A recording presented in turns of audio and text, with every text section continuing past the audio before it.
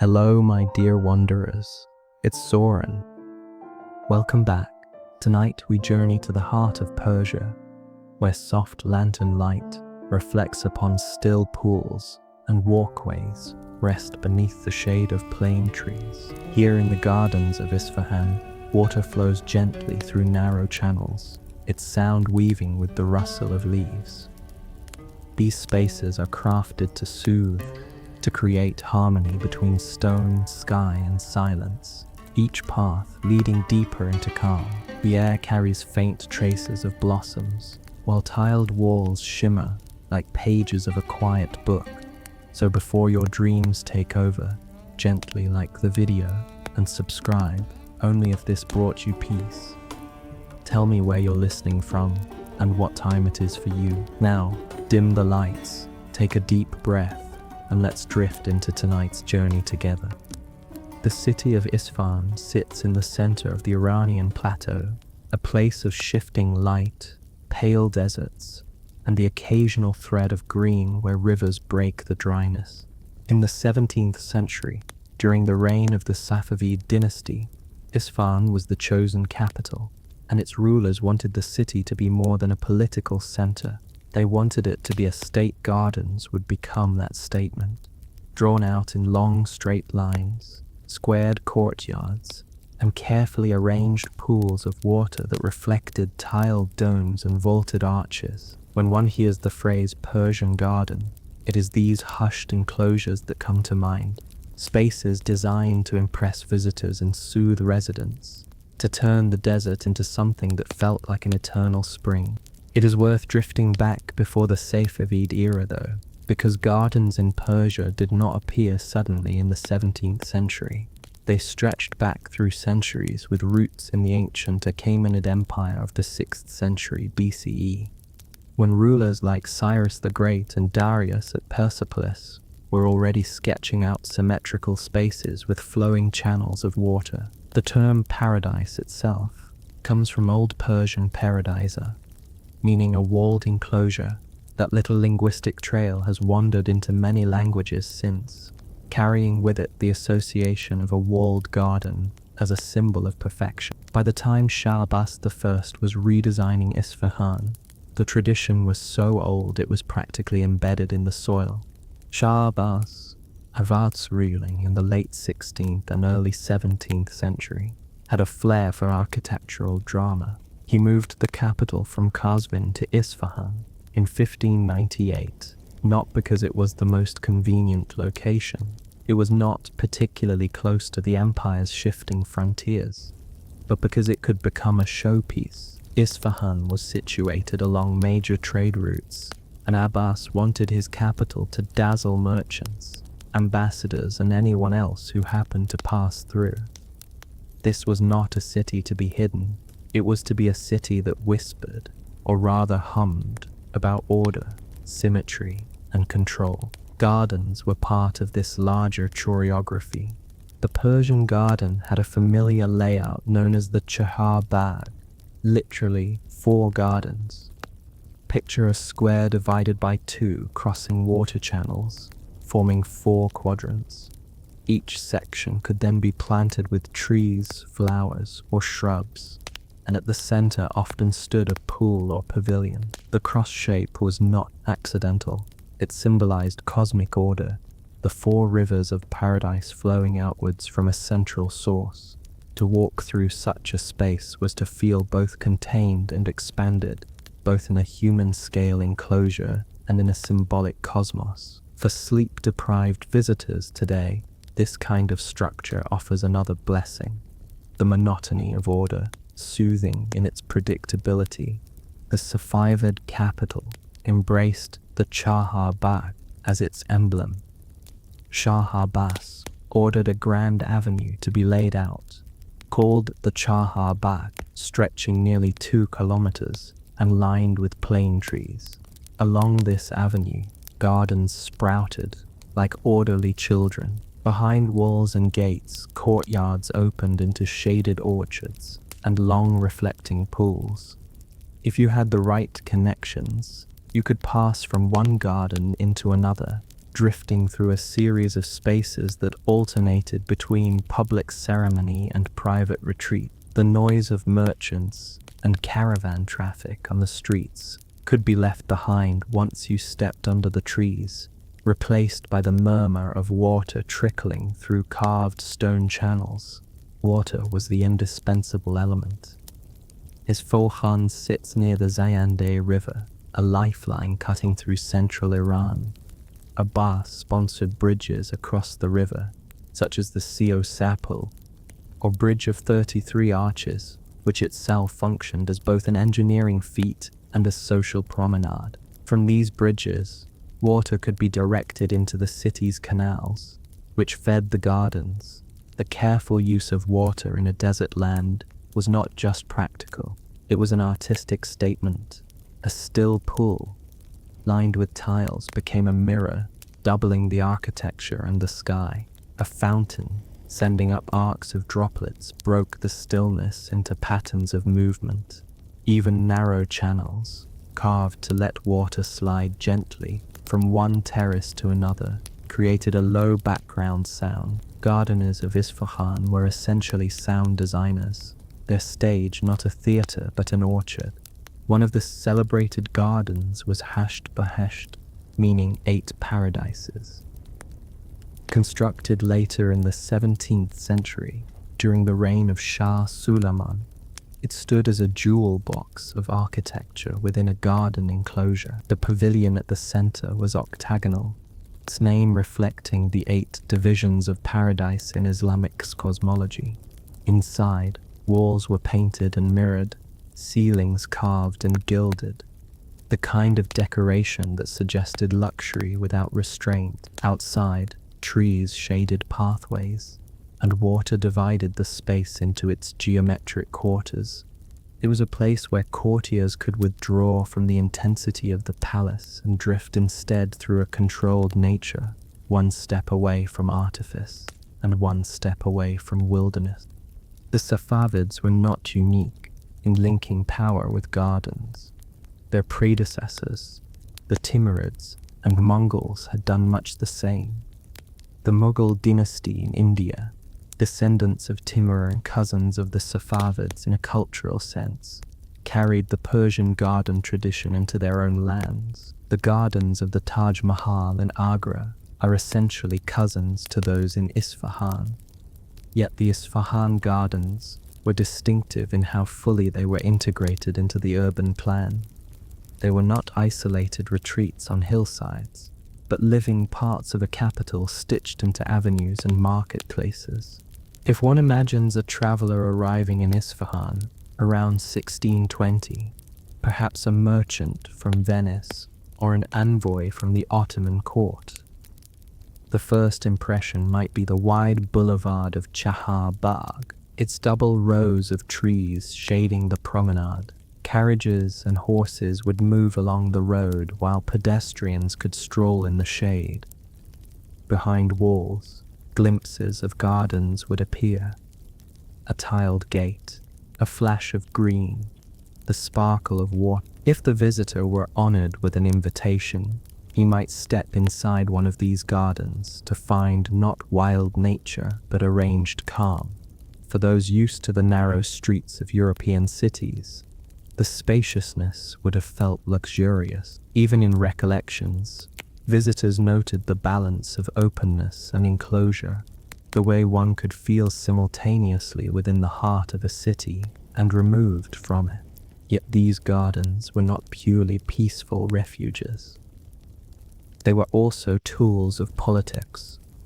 Abbas used them to host ambassadors, staging banquets that displayed Safavid wealth and order. A garden was a setting where the ruler could appear generous, offering shade and food, while simultaneously demonstrating his control over nature itself.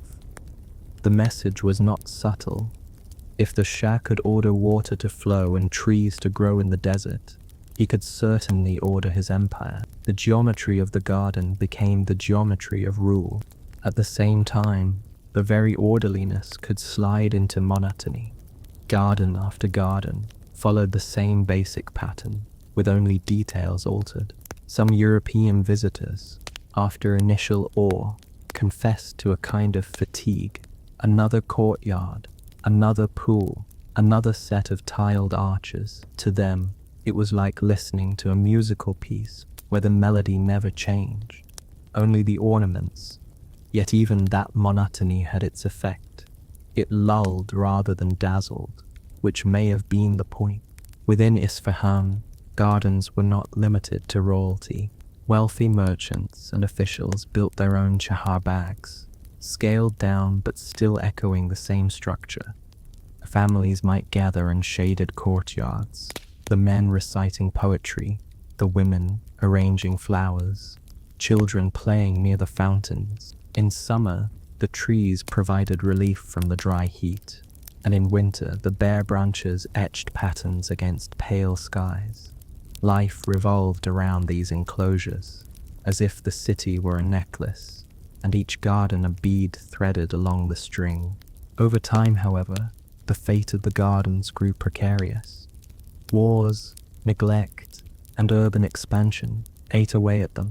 The Safavid dynasty itself declined in the 18th century, weakened by internal strife and external invasion. As power shifted, maintenance of the gardens slipped. Pools dried, trees withered, and walls crumbled. By the 19th century, many of the once grand enclosures were reduced to fragments. Travelers still admired what remained, but the sense of abundance had faded. What survived were memories, paintings, and a few intact structures. Hashbaishest, though damaged, still stood. The Chahar Bagh Avenue remained a spine through the city, even if many of its gardens had been swallowed by newer buildings. The image of Isfahan as half the world, a phrase used by admirers in its golden age, endured in Persian poetry and lore, and the symbolism of the Persian garden continued to echo in Iran and beyond, shaping how later generations thought about the balance of order, water, and shade. Sliding forward, one can still visit Isfahan today and find pockets of that old geometry. Walk along the Zayandeh River and see the Sisor Palel Bridge, its arches casting shadows in the water, and you can imagine the channels once feeding the gardens. Step into a courtyard where a fountain trickles, and you are hearing a fragment of the same soundscape that soothed ambassadors 4 centuries ago. The gardens whisper still, even if their voices are fainter. The story of these silent gardens, then, is not only about architecture and landscaping. It is about a philosophy of control, a way of living in a desert that insisted nature could be ordered, squared, and tamed. It was about rulers who wanted to display their ability to create abundance in scarcity, to offer their people and their guests a glimpse of paradise on earth. And it was about the quiet irony that even carefully ordered paradises cannot last forever, drifting into ruin just as surely as unplanned wilderness does. As we drift further into the details of how these spaces were lived in, we can linger a little more closely on the daily rhythms they shaped. Because a garden, after all, was not just geometry on a map, but a stage where real human lives unfolded. In the gardens of Isfahan, life was never truly static. Though the geometry might suggest timelessness, daily routines gave the spaces their character. Imagine a hot midsummer afternoon in the early 17th century. The city outside hums with activity, market stalls piled with spices, caravans unloading silk, craftsmen hammering metal into new shapes. But step inside a walled garden, and the mood shifts. You would find families reclining on carpets spread beneath trees, the air just slightly cooler thanks to shade and water. A tray of fruit might sit nearby, melons cut open to reveal their pale interiors, or pomegranates split into jewel-like seeds. A servant pours sherbet, chilled with ice carried from mountain snowpacks and stored in subterranean ice houses. For those accustomed to desert heat, the experience of sipping something cold while listening to trickling fountains felt like a small miracle. The garden was a kind of stage for social rituals. Courtiers held poetry readings, where lines from Hafez or Sadi were recited aloud in soft, steady rhythms. Musicians played gentle tunes on stringed instruments like the setar or santur. The garden acoustics, enclosed walls, soft surfaces, and water sounds turned music into a muffled background that seemed designed for drowsiness. This was not concert hall music. It was music meant to blend with the environment, to drift into one's ears while conversation floated along.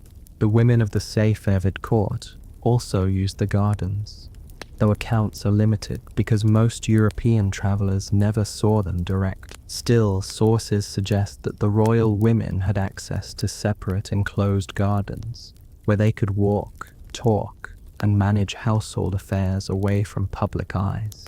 These gardens may have included small pavilions where embroidery, poetry writing, or casual socializing took place. For royal women whose lives were otherwise tightly restricted by court protocol, the shaded outdoors offered a small measure of freedom, even if still within walls.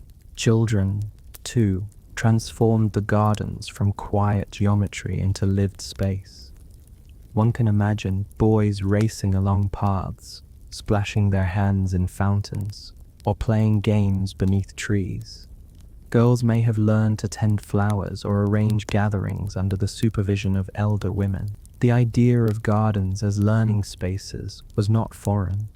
They were places where values of order, beauty, and patience could be absorbed simply by walking the paths and tending the plants. In a sense, a child of the Serenity elite grew up not only in palaces, but in carefully curated landscapes that taught them what power and refinement looked like. For ambassadors and travelers, invitations into the gardens carried political meaning. The Safavids used banquets and receptions within these spaces as subtle tools of diplomacy. A Venetian envoy, after enduring a long desert journey, might find himself seated under plane trees, listening to fountains, while attendants served plates of rice, lamb, and sweet. The effect was not just generosity, but a deliberate contrast. Outside was desert, hardship, and dust. Inside was abundance, shade, and ease. It suggested that the Safavid state could provide security and luxury if alliances were respected. The architecture of pavilions inside the gardens added to the layered experience. Structures often included open wands, vaulted halls that faced onto water channels, or courtyards. The arthans framed views, turning each perspective into something like a living painting. Decorative tile work, painted with floral patterns, and calligraphy extended the theme of nature into surfaces that never withered. Mirrors, sometimes used inside pavilions, caught sunlight and reflected it in broken fragments, turning ordinary daylight into soft play. When candles or oil lamps were lit at night, the effect could be even more dreamlike, shadows gliding across walls as flames trembled. Nighttime in the gardens offered another mood entirely. Without the desert sun, air cooled, and lanterns might be hung along pathways. Guests could stroll, reciting poetry or engaging in the kind of low-energy debate that only made sense after a long day. Water channels, catching moonlight, gleamed faintly, the hum of insects mixed with the faint ripple of water. It was a scene built for drifting conversation, punctuated by pauses long enough to remind everyone that silence could also be part of social life. But not all impressions were flattering. Some European visitors complained of what they saw as excessive formality. Banquets in the gardens, while beautiful, could stretch on for hours, with elaborate sequences of dishes and rituals that left guests more exhausted than entertained. The pacing was deliberate, sometimes painfully so, for those expecting lively discussion or quick negotiations. The endless flow of sherbets and poems might have felt like an intentional form of soft power overwhelming not by force, but by patience. At times, gardens also hosted more somber events, fundrary, commemorations, religious gatherings, or state rituals might take place in the same settings that otherwise hosted poetry readings. The transition from joy to mourning was smoothed by the neutral geometry of the Chahar Bag. Its structure did not dictate mood, it only contained it, whether laughter or tears. Perhaps that neutrality is part of what made the Persian garden so adaptable across centuries and dynasties. It was a flexible canvas, ready to absorb whatever human activity was layered upon it. The gardeners themselves, often forgotten in the grand accounts, played crucial roles. Skilled in irrigation, pruning, and planting, they managed the fragile balance of life in desert soil.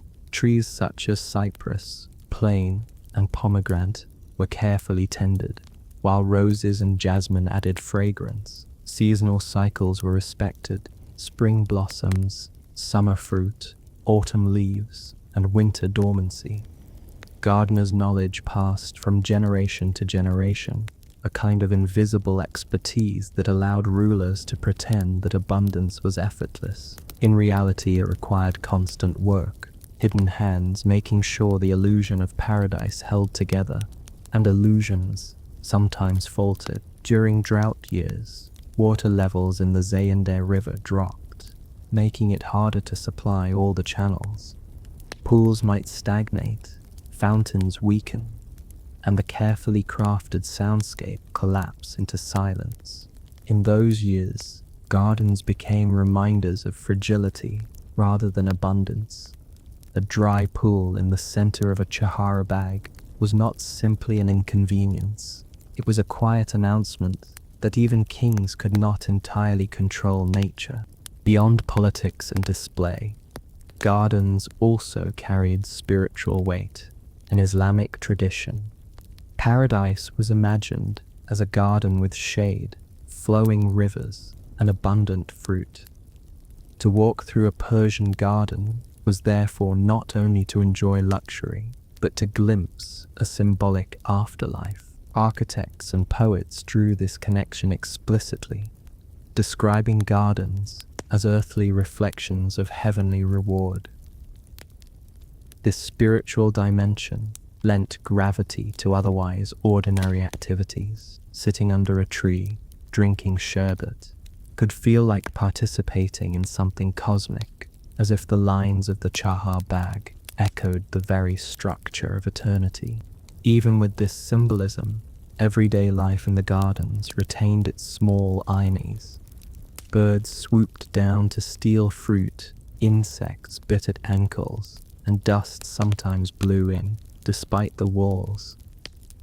A perfect paradise was never quite achievable, yet perhaps that imperfection was part of the charm. The contrast between lofty ideals and small annoyances gave the gardens their humanity. They were not abstract diagrams, but lived-in spaces where sandals scraped gravel, servants spilled drinks, and rulers sighed in the heat like anyone else. As centuries passed, the role of the gardens shifted. During times of prosperity, they expanded, multiplied, and dazzled. During decline, they shrank, decayed, and disappeared. But even when reduced to ruins, their traces lingered in memory and in design. Later dynasties, whether in Iran or in neighboring lands, borrowed the model. Even modern urban parks across the Middle East and South Asia still echo the Persian layout, their long water channels and symmetrical paths, nodding to a heritage that began long before.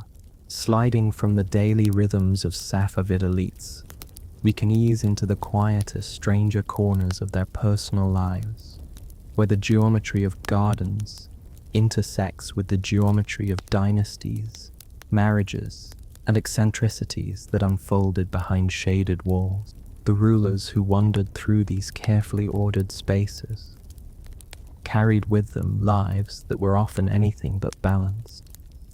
Shah Abbas, the monarch, most closely associated with Isfahan's golden age, had a reputation for both brilliance and volatility. He could summon poets to recite verses in a shaded pavilion, and in the same breath order executions without hesitation.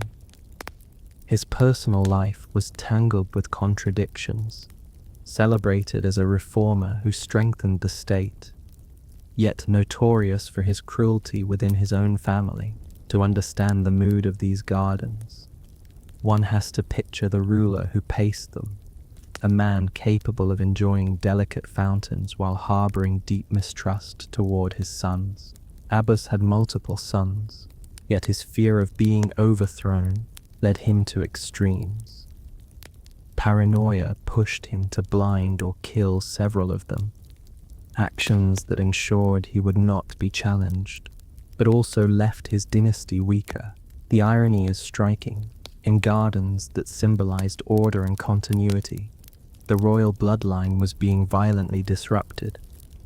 Visitors might have admired the flowing symmetry of water channels, while the Shah himself wrestled with succession crises. The tranquility of the Shah's Bagh was real enough for outsiders, but for the dynasty it sometimes served as a stage for hidden anxieties.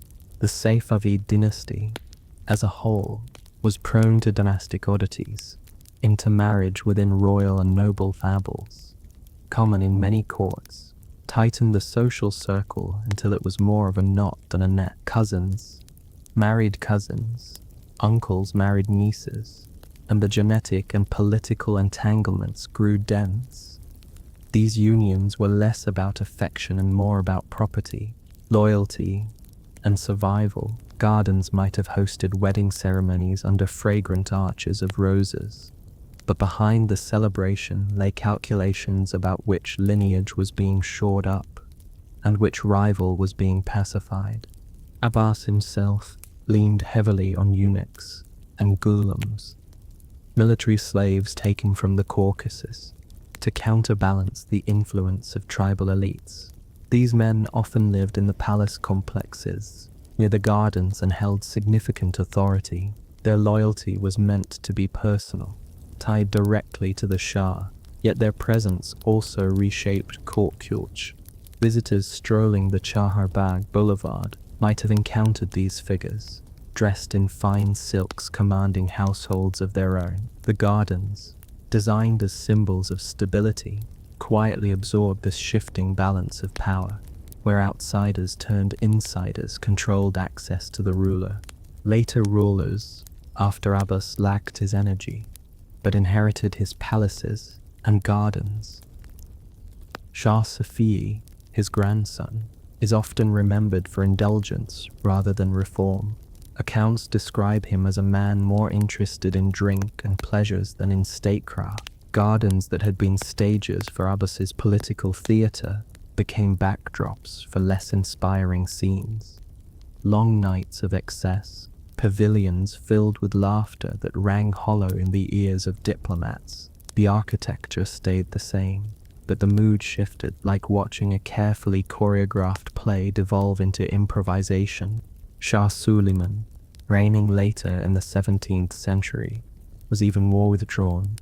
Known for his piety and indecision, he allowed court life to drift, and in the process, gardens such as Hashta Behesht became less political tools and more private refuges. The symmetry of the Chaharbagh was still there, but it framed fewer decisive moments and more meandering evenings. Suleiman's reign was marked by inertia, a dynasty floating rather than steering, and the gardens mirrored this, their still pools reflecting a court increasingly detached from the realities outside its walls. Royal eccentricities sometimes took stranger turns. Safavid rulers and nobles were not immune to elaborate superstitions. Astrology played a significant role in determining when events could be staged in gardens or when construction might begin. A fountain might be inaugurated not when the workers were finished, but when the stars were deemed favorable, While this might have amused foreign envoys used to more practical calendars, it was taken seriously in Isfahan. The gardens, designed to be timeless, were thus constantly tethered to the shifting skies, their perfection dependent on celestial alignments. The Safavid obsession with display also meant that gardens could become places of wasteful extravagance. Entertainments involved not only food and music, but elaborate decorations that strained the treasury. Accounts survive of banquets where colored sugar was molded into shapes of animals, or where fountains briefly ran with wine instead of water. These spectacles impressed guests, but also underscored the fragility of abundance. To spend so lavishly in a land that required such effort just to coax out water was an irony not lost on observers. Meanwhile, outside the walls, ordinary residents of Isfahan lived in simpler courtyards and alleys. For them, the royal gardens were less accessible paradises than distant symbols. Merchants and artisans might stroll along the main boulevard or catch glimpses of greenery through gates, but the full experience was reserved for the elite. The contrast was sharp. While common families cooled themselves with clay jars of water in dusty courtyards, the court drifted through shaded paths where nightingales sang. That divide gave the gardens another role, less acknowledged, but still potent. They became boundaries of class, visible reminders that paradise was not distributed evenly. Over time, the eccentric habits of the court, combined with dynastic weakness, contributed to decline. Gardens that once suggested eternity began to show cracks.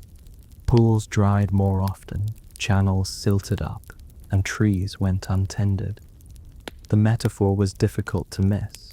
What had been designed as earthly paradises began to echo the fading fortunes of the dynasty itself. Yet even in decline, the geometry remained visible, stubbornly clinging to its symbolism. The irony of the Safavid gardens is that while they embodied permanence, the rulers who inhabited them often lived in states of insecurity, indulgence, or withdrawal. Their personal lives, riddled with paranoia, excess, and superstition, played out against a backdrop that suggested eternal balance. Visitors may have found tranquility under the cypress trees, but those same spaces were charged with dynastic tension.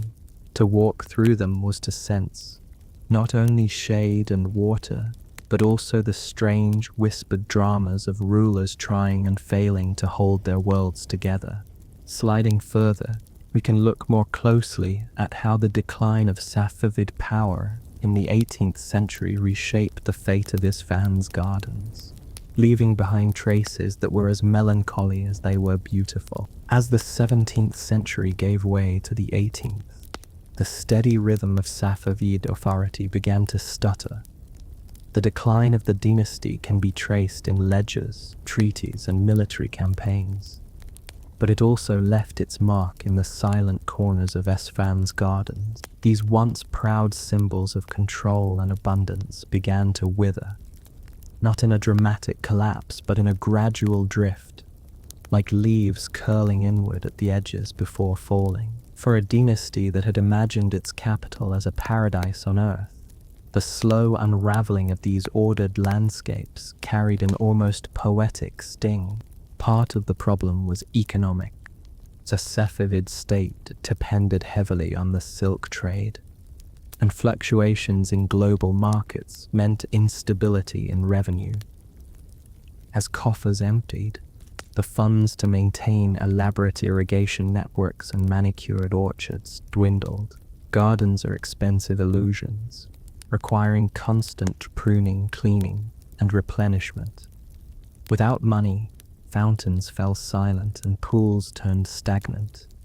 A cracked tile here, a dry channel there, and soon the carefully balanced image of paradise became patchwork. Court culture also shifted. Shah Sultan Hussein, the last significant Safavid ruler, had a reputation for indecision and weakness, more inclined toward religious piety than political pragmatism. He presided over a state increasingly vulnerable to external pressure and internal unrest. His reign, beginning in 1694, coincided with the empire's erosion. Reports suggest that he spent much of his time in devotional practices, while real control slipped to clerics and courtiers. The gardens, still present, lost their political edge. Banquets and audiences became fewer, receptions less impressive. Spaces once filled with the murmur of negotiation slid toward emptiness, their shade now serving as private retreats rather than stages for diplomacy. Foreign observers noticed the change. Travelers who had once marveled at Isfahan's vitality began to describe it in more muted tones. They still admired the architecture and layout, but the vibrancy seemed dulled. A city once called half the world looked increasingly like a place living on past reputation. The gardens, so central to that reputation, felt like faded backdrops, maintained just enough to remind visitors of former glory. Then came the Afghan invasion of 1722, a turning point both for the Safavid dynasty and for Isfahan itself. Mahmud Hotak, leading Afghan forces, besieged the city, cutting it off for months. The siege was brutal, not only in military terms, but in its slow erosion of daily life. Gardens, dependent on steady water supplies, shriveled as the siege dragged on. Fruit trees bore little, fountains ran dry, and once proud pavilions became shelters for hunger and despair. When the city finally surrendered, it was no longer the ordered paradise imagined by Shah Abbas. It was a shell, its gardens echoing the fragility of dynasties that imagined themselves eternal. Even after the fall, traces of the gardens lingered, but they were shadows. Hasht-Bahisht remained, though plundered and scarred. The grand boulevard of Chahar Bagh was still visible, though its gardens were broken and scattered. What had once been a seamless sequence of paradises became isolated fragments, reminders of a larger vision now in ruins. The metaphor was almost too neat.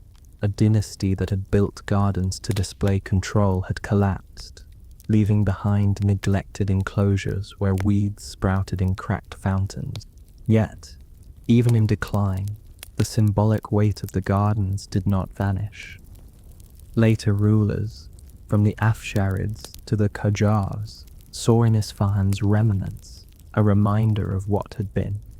They might not have had the resources to restore everything, but they could not ignore the echoes. Travelers continued to write about the ruins, their words tinged with nostalgia.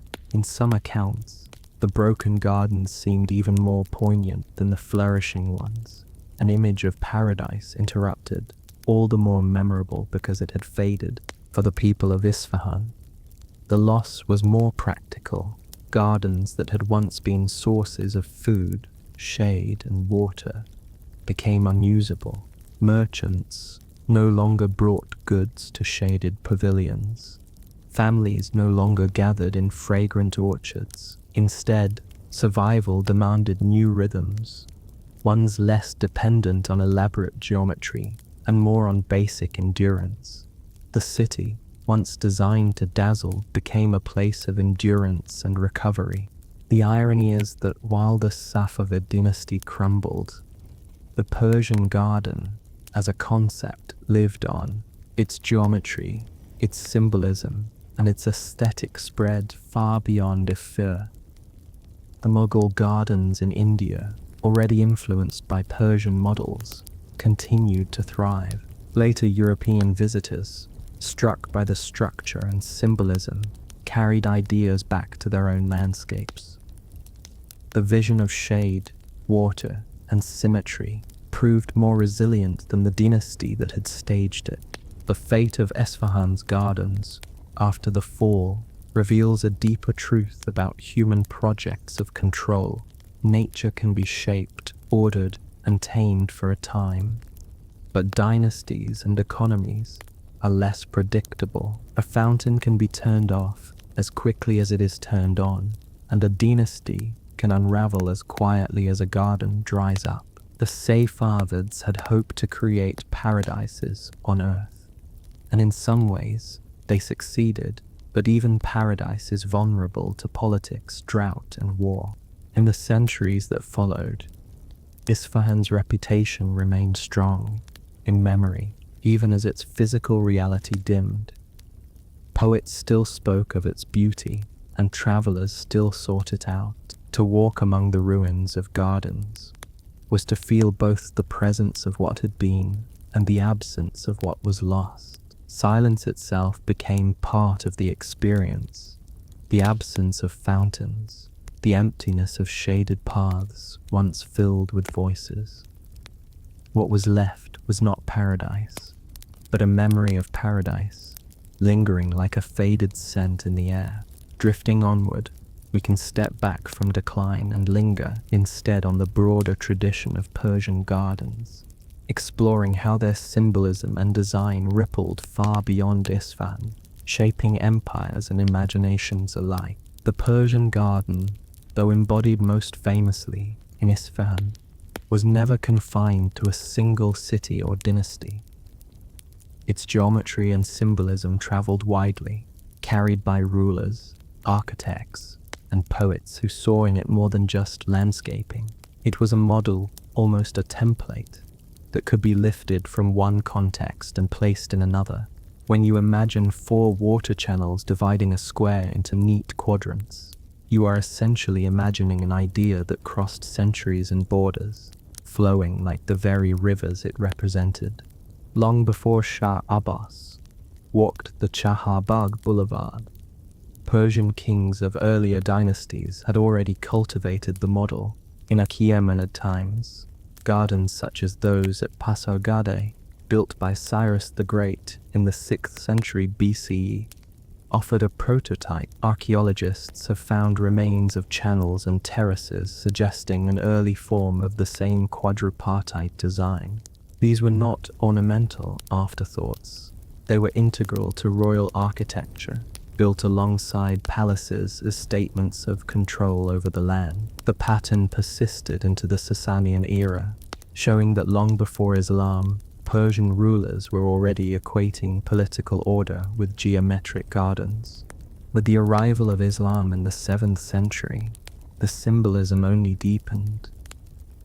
The Quran's descriptions of paradise as a garden with flowing rivers, shade, and fruit trees meshed perfectly with existing Persian traditions. The Chaharbagh was not just a nice design anymore, it was a living metaphor for the afterlife. This made the Persian garden unusually durable, since it carried both aesthetic and spiritual weight. Even dynasties that disagreed on theology or politics could agree on the appeal of walking through shaded paths that suggested heaven on earth. From Iran, the garden concept radiated outward. The Timurids in Central Asia embraced it, building monumental gardens in Samarkand and Herat. When Babur, a Timurid descendant, founded the Mughal dynasty in India in the 16th century, he brought the tradition with him. Babur's memoirs even record his frustration with India's climate, which he found difficult, and his longing to recreate the ordered landscapes of Central Asia and Persia. His successors obliged, constructing vast gardens that became stages for imperial life. The Taj Mahal, perhaps the most famous garden tomb in the world, is essentially a Persian Chaharbagh with marble in the middle. Shah Jahan, the Mughal emperor who built it, followed the classic formula, a square divided into 4 by water channels, each quadrant filled with trees and flowers, and a central tomb standing as the axis. The fact that people across the globe now associate this design with India is an irony of history.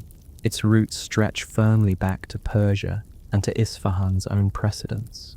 The Ottoman Empire, too, adopted variations of the garden model. In Istanbul, palace complexes, such as Topkapi, included enclosed gardens with fountains and orchards.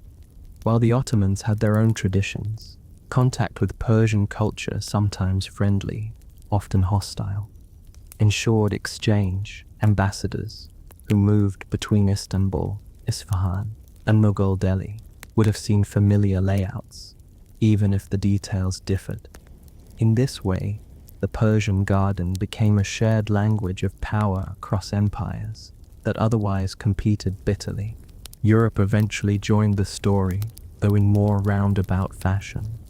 When European travelers reached Isfahan in the 17th century, they marveled at the order of the gardens, recording them in letters and illustrated books. These descriptions circulated back home, where landscape designers absorbed elements into their own projects, while French formal gardens, like those at Versailles, emphasized grand axial views and open expanses. They shared with the Persian model a fascination with symmetry and control. Some scholars argue that the Persian garden, filtered through Ottoman Mughal examples, influenced European tastes for geometric landscaping. Even if not directly, the idea of garden as cosmic order had clearly gone global. Back in Isfahan, the spread of the model did not soften the irony of local decline. By the 19th century, travelers noted the contrast between flourishing Mughal and European gardens and the faded remains of the Safavid ones. The vision that had once radiated outward from Persia now seemed better preserved abroad than at home. Yet even this twist reinforced the power of the idea. A dynasty may fall, but its geometry can outlive it, quietly replicated across continents. It is worth pausing to notice how consistent the features were.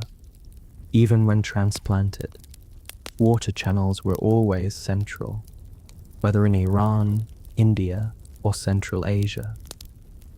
Shade trees, especially cypress and plane, remained common. Enclosing walls ensured that the garden was not just a patch of greenery, but a defined space, separated from the outer world. And pavilions or tombs at the center reinforced the message. This was not random nature, but nature ordered by human hands into a symbol of something higher. Persian poets reinforced this universality. Hafez, Sadai, and later writers often used garden imagery as shorthand for life, love, or eternity. Their verses circulated widely, carried into Ottoman Turkish, Urdu, and even European translations. A Persian garden was not just a physical space, it was also a literary metaphor, one that allowed people far from Isfahan to imagine themselves walking shaded paths. In this way, the gardens lived double lives, once in stone and water, and again in ink and verse. By the time the Qajar dynasty ruled Iran in the 19th century, the Persian garden had shifted roles once again. It became less about imperial display and more about nostalgia. Qajar rulers built new gardens, often smaller and more ornamental, to signal continuity with their Safavid predecessors. But the grandeur of Isfahan's 17th century vision was gone. What remained was a cultural memory, a whisper of paradise embedded in design, literature, and even in the expectations of ordinary courtyards. Thus, the Persian garden survived by mutating. It could be a royal stage, a spiritual metaphor, a diplomatic tool, or a literary symbol. It could flourish in Isfahan, Delhi, or Istanbul, each time carrying the same essential message: that order could be imposed on chaos, that water could flow in the desert, and that paradise could be glimpsed, however briefly, on earth. Floating further into this story, we can slip from the outward spread of the idea to the smaller, stranger details of how everyday life within these gardens looked, especially the quieter eccentricities of those who inhabited them. Life inside the Safavid gardens was not simply grand receptions or poetic evenings. Much of it was made up of smaller, slower rhythms, habits and oddities that rarely make it into the sweeping histories. The Safavid elite, like elites everywhere, developed peculiar routines that played out against the backdrop of fountains and cypress trees. In many ways, these eccentricities are what gave the gardens their lived texture, transforming symbolic order into something closer to human comedy. One recurring theme was the Safavid appetite for ritualized leisure. Courtiers could spend long afternoons arranging gatherings that seemed designed less for pleasure than for sheer display of endurance. Guests might sit for hours in shaded pavilions while attendants circulated trays of melon sherbet and sweets.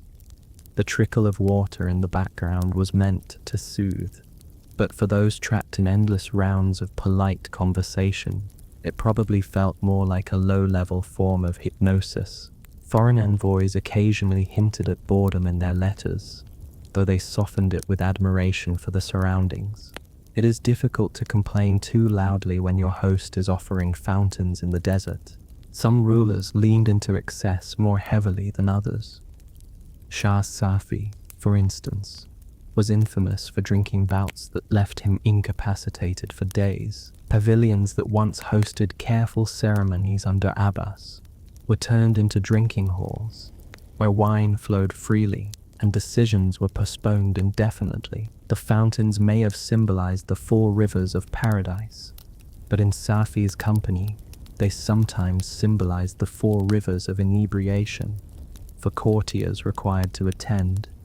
These nights could be both tedious and dangerous. Indulge too much, and you risk humiliation. Abstain, and you risk offending the Shah. Either way, the garden's tranquility was only surface deep. Superstitions also found fertile ground within the walls. Astrology determined the timing of festivals and even routine maintenance.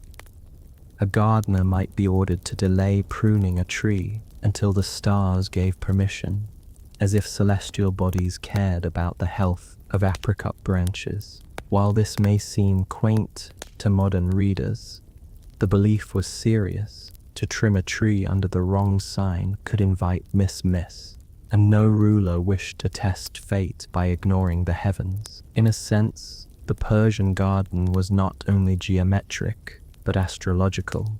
Its neat squares aligned not just with irrigation, but with constellation.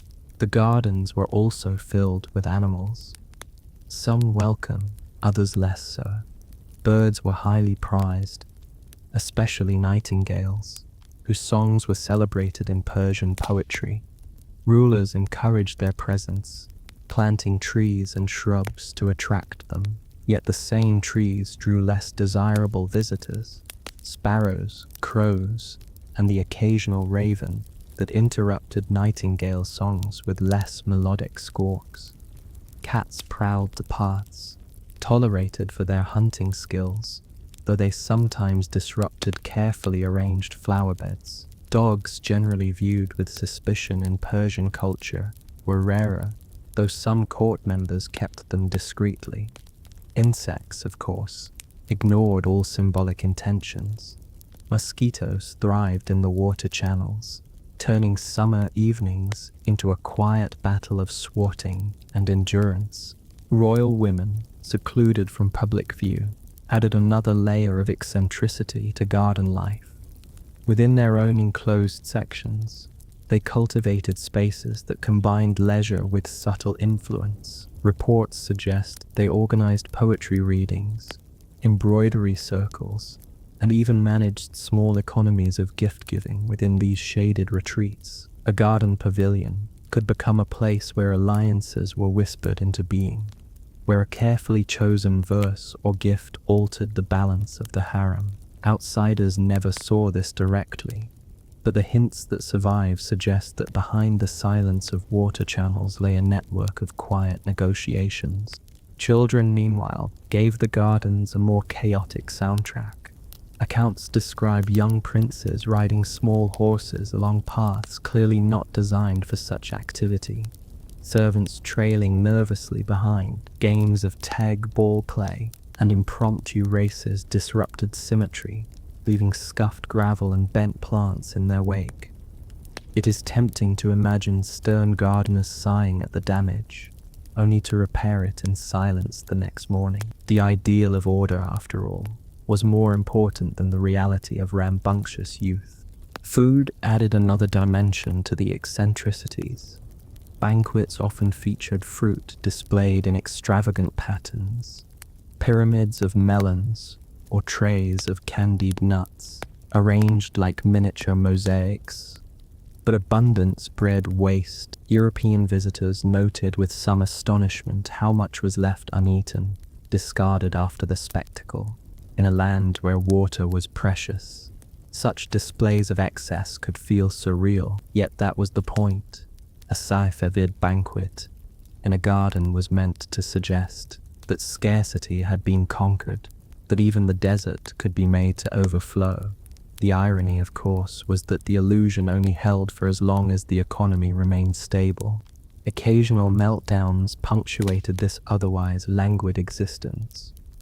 Shah Abbas himself was known for sudden fits of anger, sometimes erupting in gardens where he had just been enjoying music. A fountain could witness both laughter and fury within minutes, reminding everyone that rulers carried tempests within them no matter how calm the landscape appeared.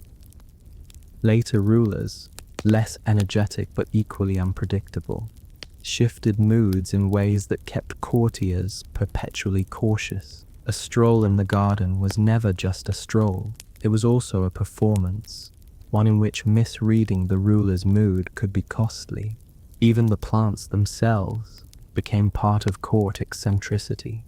Cypress trees symbolized eternity, and rulers sometimes grew oddly attached to individual specimens. Stories circulated of monarchs ordering special protections for certain trees, as if their personal fate was tied to the bark and branches. Gardeners complied, tending these trees with exaggerated care, while less fortunate plants withered in neglect. In this way, the symbolism of eternity became oddly fragile, dependent on the whims of one man's affection. Despite these quirks, the gardens retained their allure. Visitors continued to describe them as paradises, perhaps because the human oddities only added to the atmosphere. A fountain that once hosted a diplomatic banquet might now host a drunken revel. A pavilion that echoed with poetry might later echo with silence after an outburst. Yet the geometry persisted, indifferent to the human drama. The squares remained squares, the channels remained channels, as if gently mocking the rulers who believed they could impose their own order indefinitely. From these small, strange rhythms, we can drift outward again, considering how memory of the Safavid gardens endured after their decline, lingering in poetry, travelogues, and even the imaginations of later dynasties that tried to reclaim a piece of their vanished order.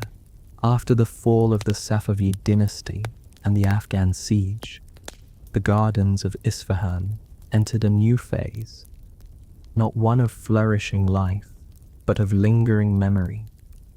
What remained of the once grand Chahar Bags was a mixture of ruins, fragments, and faded echoes. Yet these remnants still held enough power to inspire nostalgia, poetry, and even envy from those who passed through.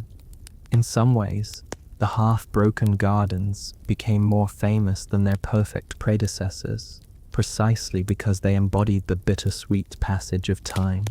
European travelers of the 18th and 19th centuries often wrote about the melancholy of Isfahan. They described walking along Chahar Bagh Avenue, seeing cracked fountains and half-dead trees where once had been vibrant orchards. Chash Bahis still stood, but its painted walls were peeling, its mirrors cracked, its pavilions echoing with emptiness. To visitors from Europe, used to grand new projects in their own capitals, Isfahan felt like a city dreaming of itself, holding on to fragments of a former glory. The irony was clear. A place once meant to dazzle foreign eyes now functioned as a cautionary tale of decline. Poets within Persia responded differently. Instead of mourning, they often leaned into the symbolism. A ruined garden became a metaphor for impermanence, for the fleeting nature of both human life and political power. The dry pool at the center of a chauchir bag could be read as a reminder that even abundance is temporary. Roses that bloomed and withered in quick succession mirrored dynasties that rose and fell. The Persian poetic tradition had always been comfortable with melancholy, and the decline of Isfahan's gardens gave writers new material to fold into verses that already emphasized transience. The Qajar dynasty, which took power in the late 18th century, inherited these ruins and the memory attached to them. Qajar rulers were well aware of the glory of their Safavid predecessors and tried in small ways to revive the image. They built new gardens, often modeled on the same fourfold geometry, but their resources were limited compared to the Safavid high point. These later gardens were smaller, more intimate, less about imperial might and more about personal comfort. Still, they carried the echoes of the past, signaling continuity even if the scale had diminished. Foreign artists and diplomats who visited Isfahan during the Qajar period sometimes produced sketches and paintings of the surviving gardens. These images, carried back to Europe, contributed to the Orientalist fascination with Persia as a land of faded grandeur. The symmetry of the gardens, even when broken, looked exotic enough to inspire both admiration and fantasy. In some depictions, artists exaggerated the ruins, leaning into the romance of decay. For audiences abroad, Isfahan became less a living city and more a picturesque ruin, its gardens functioning as props in a story about lost empires. Meanwhile, ordinary Persians continued to use whatever gardens remained, though in more practical ways. Families gathered under surviving trees for picnics. Local merchants repurposed shaded pavilions as meeting spots, and children turned empty pools into play spaces. The symbolism may have shifted from imperial control to everyday endurance, but the basic human need for shade, water, and ordered space persisted. Even stripped of grandeur, a garden still served its most ancient function, a place to cool off, sit together, and pause. By the late 19th century, new pressures added further complications. Iran faced increasing European influence, both political and economic. Railroads, telegraphs, and modern institutions were introduced piecemeal, often clashing with traditional urban forms. In this environment, gardens began to seem both old-fashioned and fragile. Some were destroyed to make way for new streets or buildings. Others were neglected as resources were diverted elsewhere. The result was a slow erosion, not dramatic collapse, but gradual disappearance. Yet the idea of the Persian garden did not vanish. Scholars, both Iranian and foreign, began to document what remained. Architects sketched floor plans, poets continued to reference garden imagery, and cultural memory kept the Shuttlebag alive, even when many physical examples had withered. In a strange way, the decline of the actual gardens made the symbolic garden even stronger. The fewer real ones remained, the more powerful the imagined ones became in literature and art. Even today, to step into one of the surviving gardens of Isfahan is to feel the layering of these centuries. The symmetry is still there, even if broken. The water channels still guide the eye, even if dry. The silence, once broken by music and poetry, now lingers more heavily, but it is still a presence. The ruins do not erase the past, they underline it, reminding every visitor that paradise on earth is always provisional, always at risk of drifting into memory. From these echoes, we can drift one last time toward reflection, looking at how the story of Isfahan's gardens fits into the larger human tendency to build paradises, lose them, and remember them long after the fountains have gone quiet. Across centuries, the story of Isfahan's gardens has been less about permanence and more about rhythm. They rose, flourished, withered, and left behind traces that still shape imagination. To walk among them today is to step into a layered time where silence carries the weight of both glory and loss. The quiet paths remind us not only of Shah Pass and his elaborate receptions, but also of ordinary families who once sought shade, of gardeners who labored unseen, and of travelers who wrote their awe into letters that drifted across continents. The geometry of the Chahar, simple and repeating, has proven more enduring than the dynasties that built it. Even when fountains are dry and trees long gone, the pattern remains in memory and influence. It surfaces in Mughal tomb gardens, in Ottoman palace courtyards, in European fantasies of the East, and even in modern parks, designed with a nod to symmetry and flowing water. Each etch carries a faint echo of Isfahan, a city that once believed itself half the world. Yet, for all their order, the gardens never erased human eccentricity. Shah Abbas, pacing nervously, suspicious of his sons, Sarfi drinking himself into stupors, while fountains sparkled pointlessly nearby, Shah Solomon drifting into inertia, his reign echoing the still pools that no longer rippled. Courtiers forced to smile through endless banquets, servants tending roses while worrying about drought, children turning cosmic geometry into a playground. These lives gave the gardens texture, grounding their lofty symbolism in the ordinary chaos of human behavior. The ruins remind us of that contrast. A cracked pool in harsh Behesht is not just a piece of broken architecture, it is also a silent witness to centuries of laughter, anger, plotting, and poetry.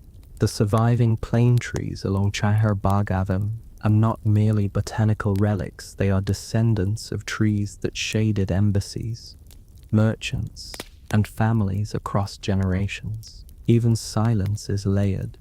First, the silence of fountains, deliberately designed to soothe. Later, the silence of neglect, when water no longer flowed. Both speak, though in different tones. The irony of paradise is that it never quite delivers on its promise. The Safavids tried to manufacture heaven in the desert, and for a time, they succeeded. Visitors marveled, poets sang, rulers basked in the illusion of control. But paradise always slips, because fountains dry, dynasties falter, and human tempers flare. What remains are fragments, memories, and metaphors that prove oddly more durable than marble or tile. The gardens of Isfahan survive not as they were, but as they are remembered, dreamed, and retold.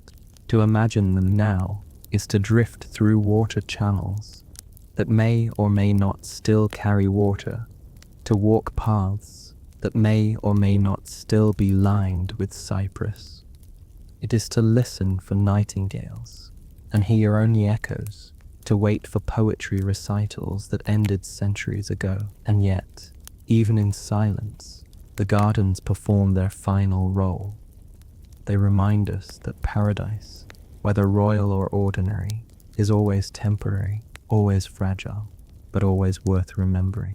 When one tale slips into memory, another rises to take its place. History never pauses.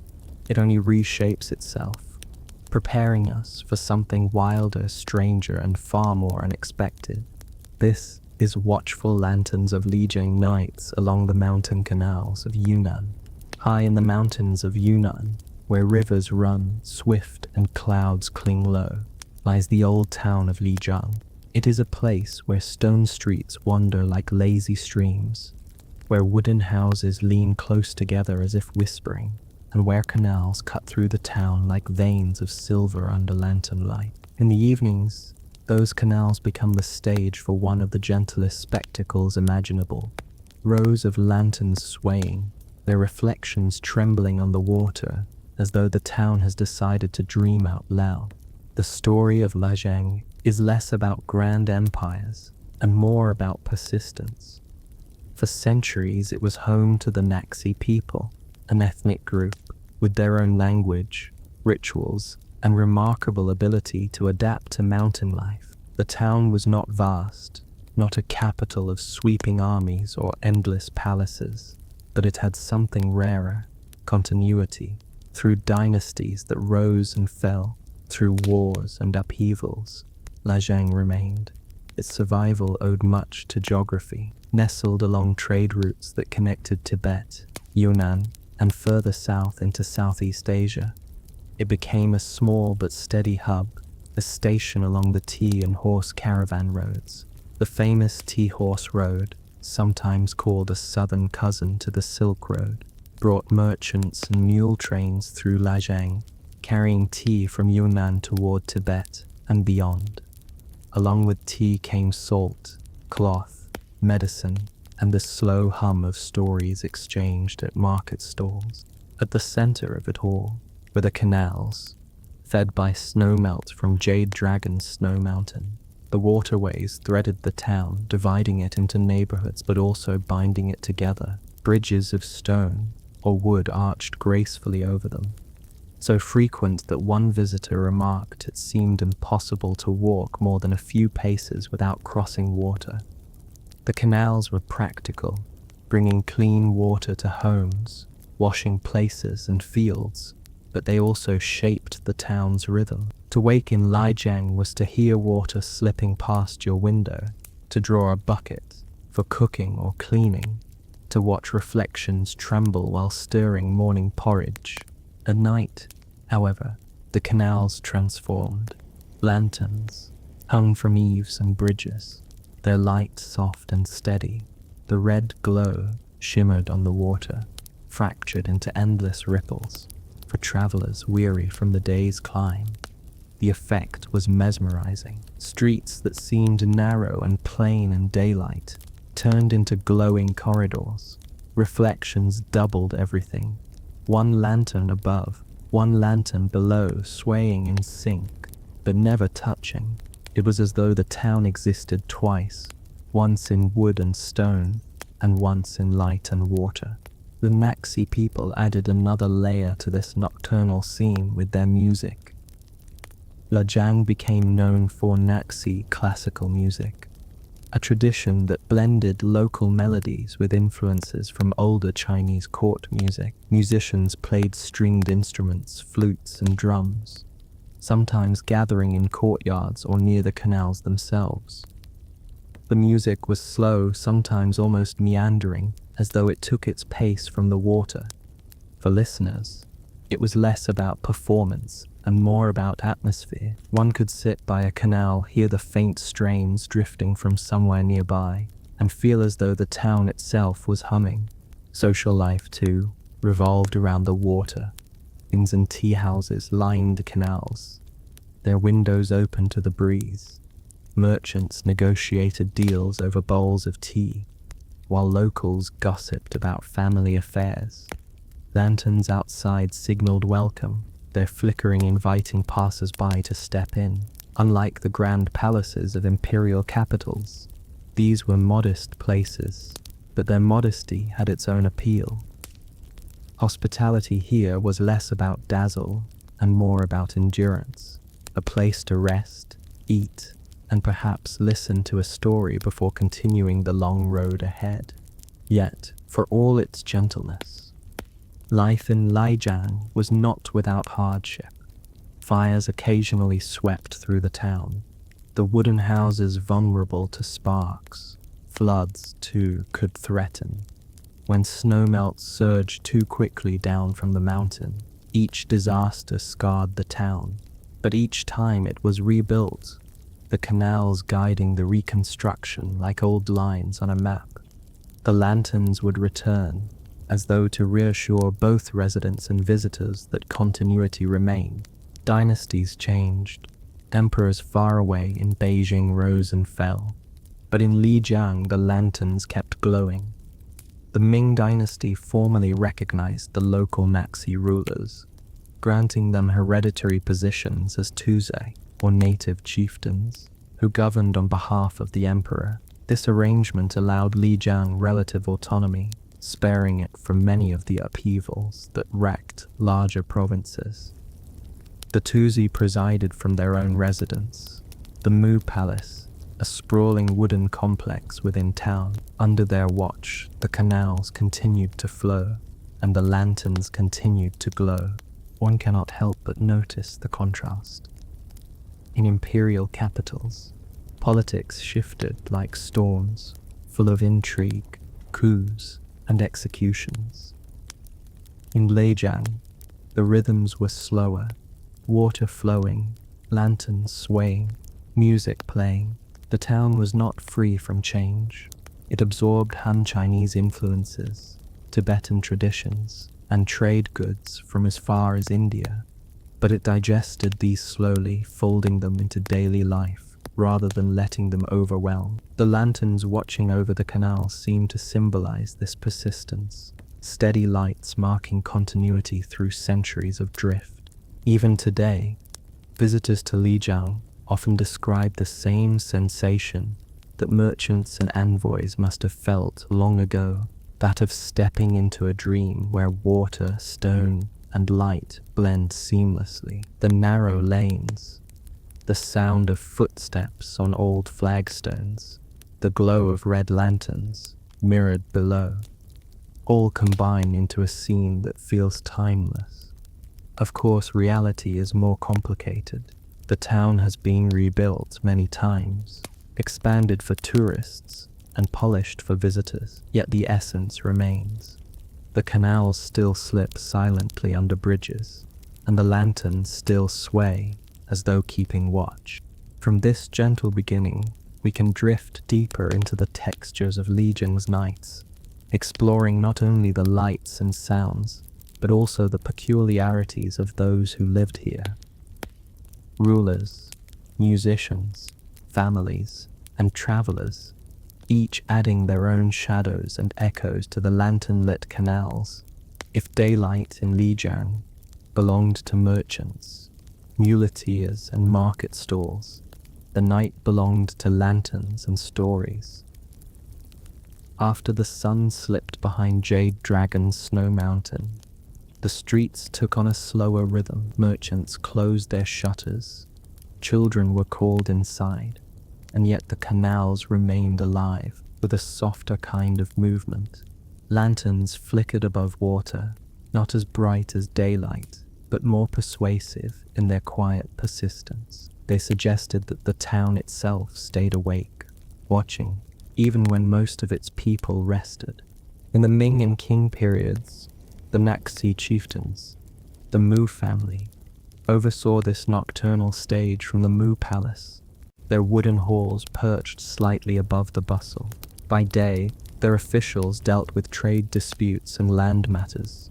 By night, their lanterns joined the rest, glowing steadily within the palace courtyards. Visitors who secured invitations noted the effect. Courtyards framed by red light, shadows stretching across wooden beams, and the faint sound of water still audible in the distance. For rulers whose authority relied less on imperial armies and more on local loyalty, such settings carried symbolic weight. A steady lantern suggested a steady household, a chieftain who watched over his people like light over water. The Mu family, however, was not without its quirks. Centuries of intermarriage with neighboring elites created a court life that was a patchwork of influences. Ceremonies might borrow Confucian ritual from Han Chinese tradition, Buddhist chants from Tibet, and animist elements from Naxi heritage. Banquets in the palace gardens often mixed foods from far-off regions. Yunnan mushrooms, Sichuan spices, Tibetan butter tea.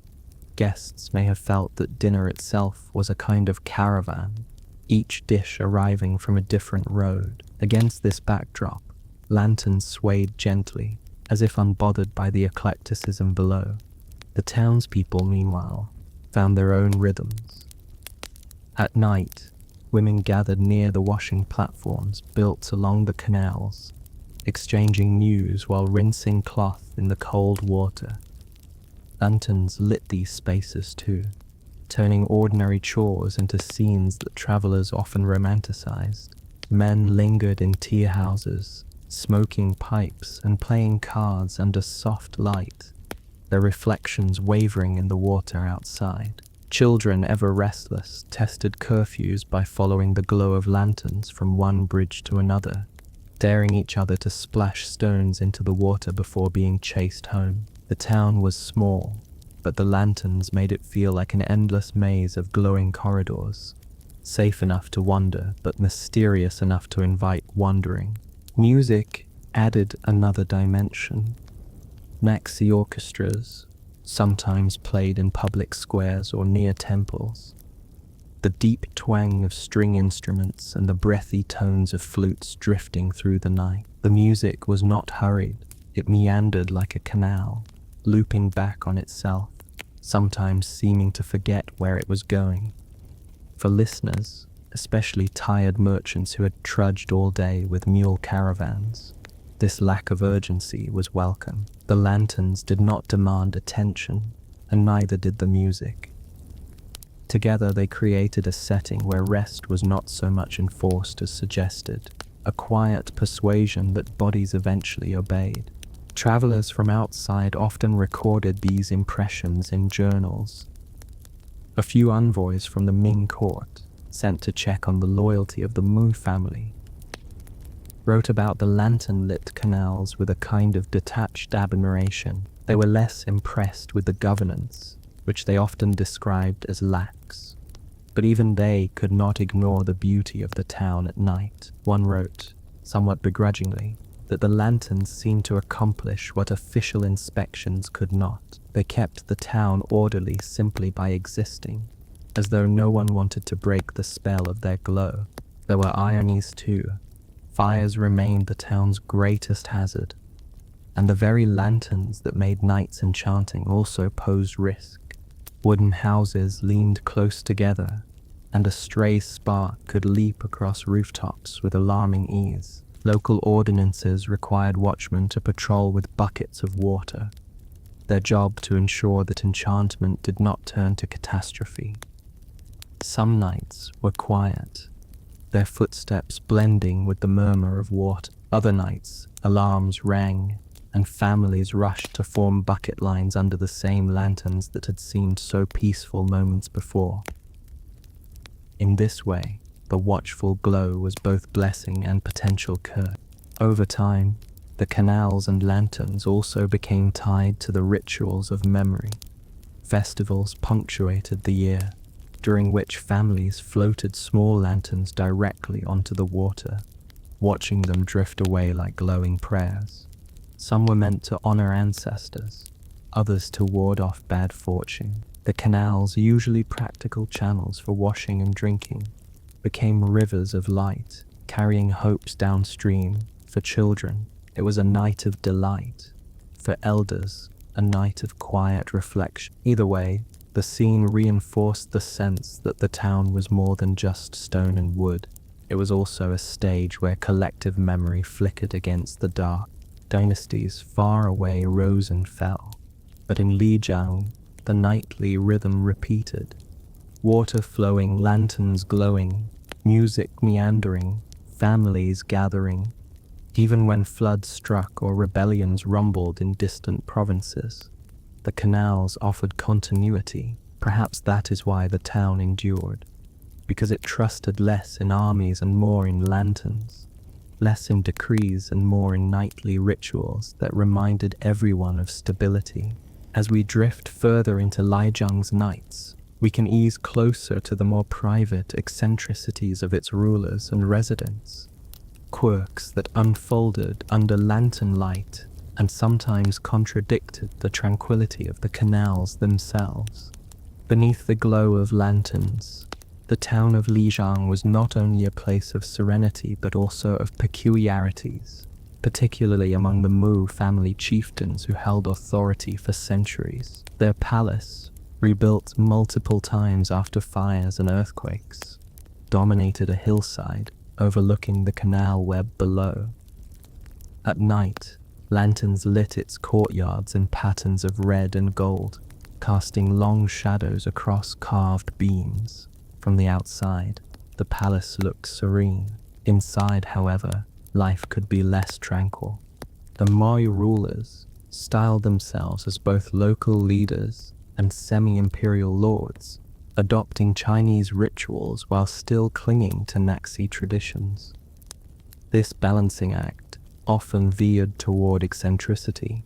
For instance, banquet etiquette became a curious blend of Confucian solemnity and Naxi exuberance. Guests might be welcomed with the careful bows and strict order expected in Chinese courts, only to be treated minutes later to improvised toasts, folk songs, and games more fitting to a mountain village. The lanterns above seemed indifferent, their steady glow smoothing over the cultural dissonance happening below.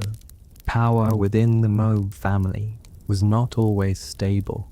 Generational rivalries, half-suppressed quarrels, and rumors of favoritism punctuated their rule.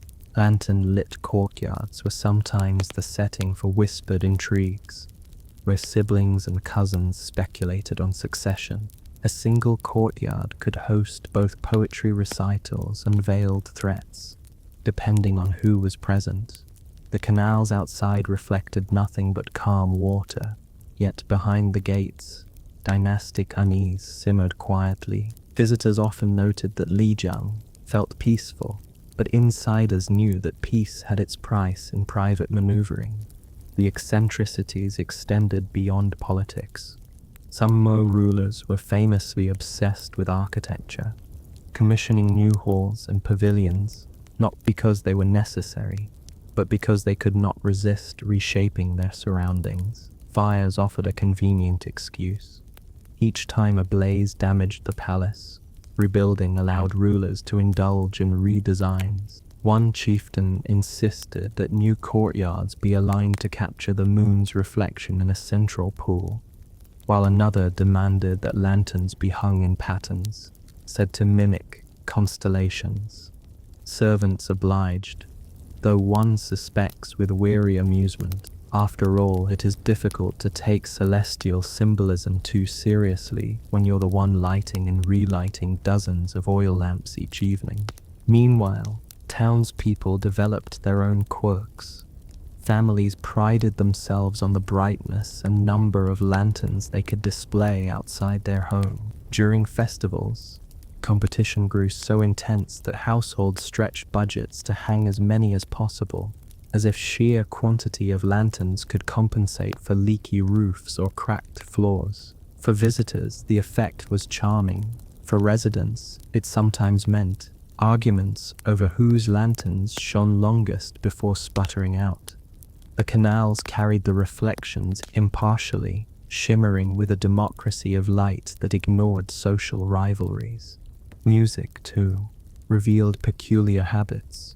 Naxi classical orchestras often included musicians of advanced age, some well past their ability to play fluidly. Yet dismissing them was unthinkable, since tradition valued continuity and respect for elders. The result was ensembles, where younger musicians carried the melody while older ones contributed, let us say, interpretive notes. To outsiders, the sound could seem uneven, but locals described it as layered, a blend of vigor and memory. Lanterns lit these performances with unflinching steadiness, as though reminding everyone that uneven notes were part of the town's rhythm too. Religion added its own texture. The Naxi people practiced a unique mix of Tibetan Buddhism, Taoism, and their indigenous Dongba faith. Night rituals sometimes unfolded along the canals, where priests in elaborate costumes performed ceremonies by lantern light. Outsiders might have struggled to interpret the blend of chanting, music, and symbolic gestures, but for locals it was continuity. The lanterns reflected not only trade and family life, but also prayers and superstitions, glowing as witnesses to rituals that might have looked eccentric but carried centuries of meaning. Not all peculiarities were grand.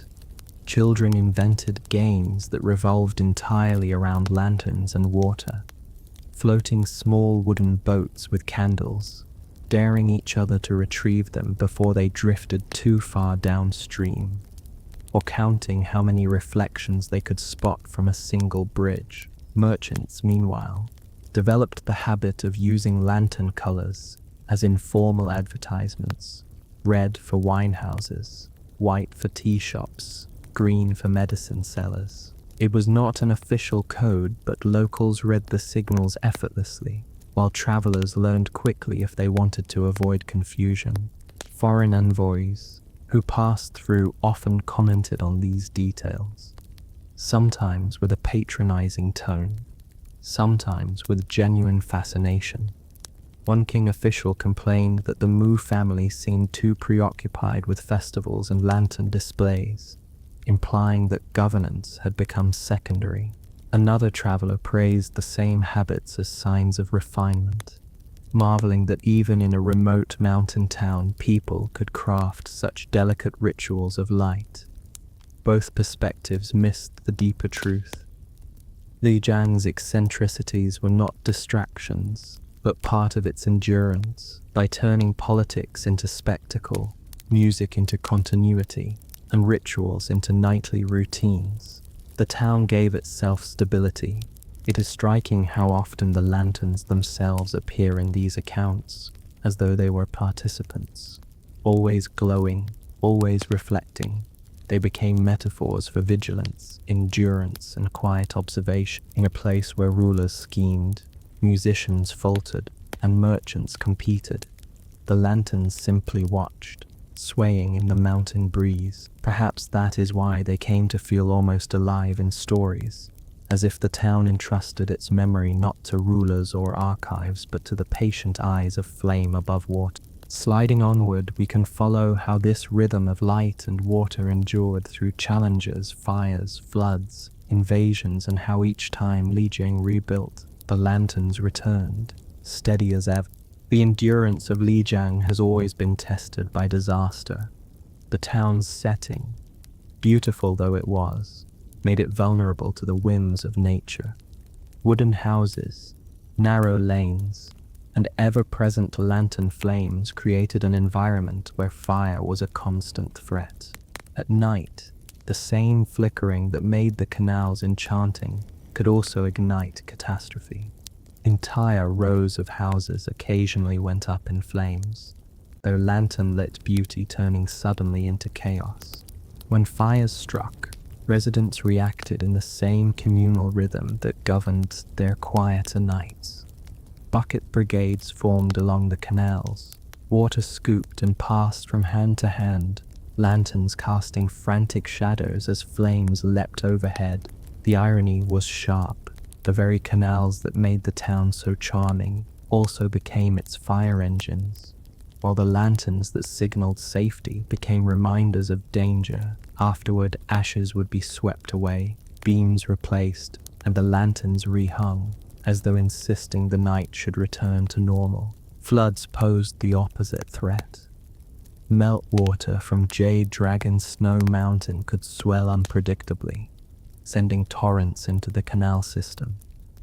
What normally flowed in orderly channels sometimes surged, overwhelming bridges and spilling into streets. Families scrambled to lift possessions onto upper floors, lanterns dangling precariously as water rose beneath them.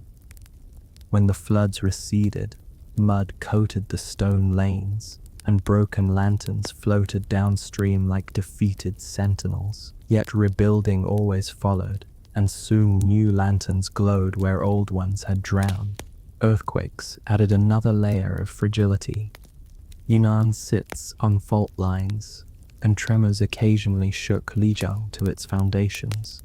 Wooden houses groaned, tiles slid from roofs, and bridges cracked. The great earthquake of 1996, centuries after the Mu family had faded into memory, devastated the old town, reducing much of it to rubble.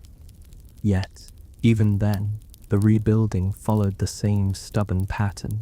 Canals cleared, stones reset, lanterns hung once more. The persistence of the lanterns seemed to defy even tectonic shifts, as though firelight and reflection could outlast mountains moving.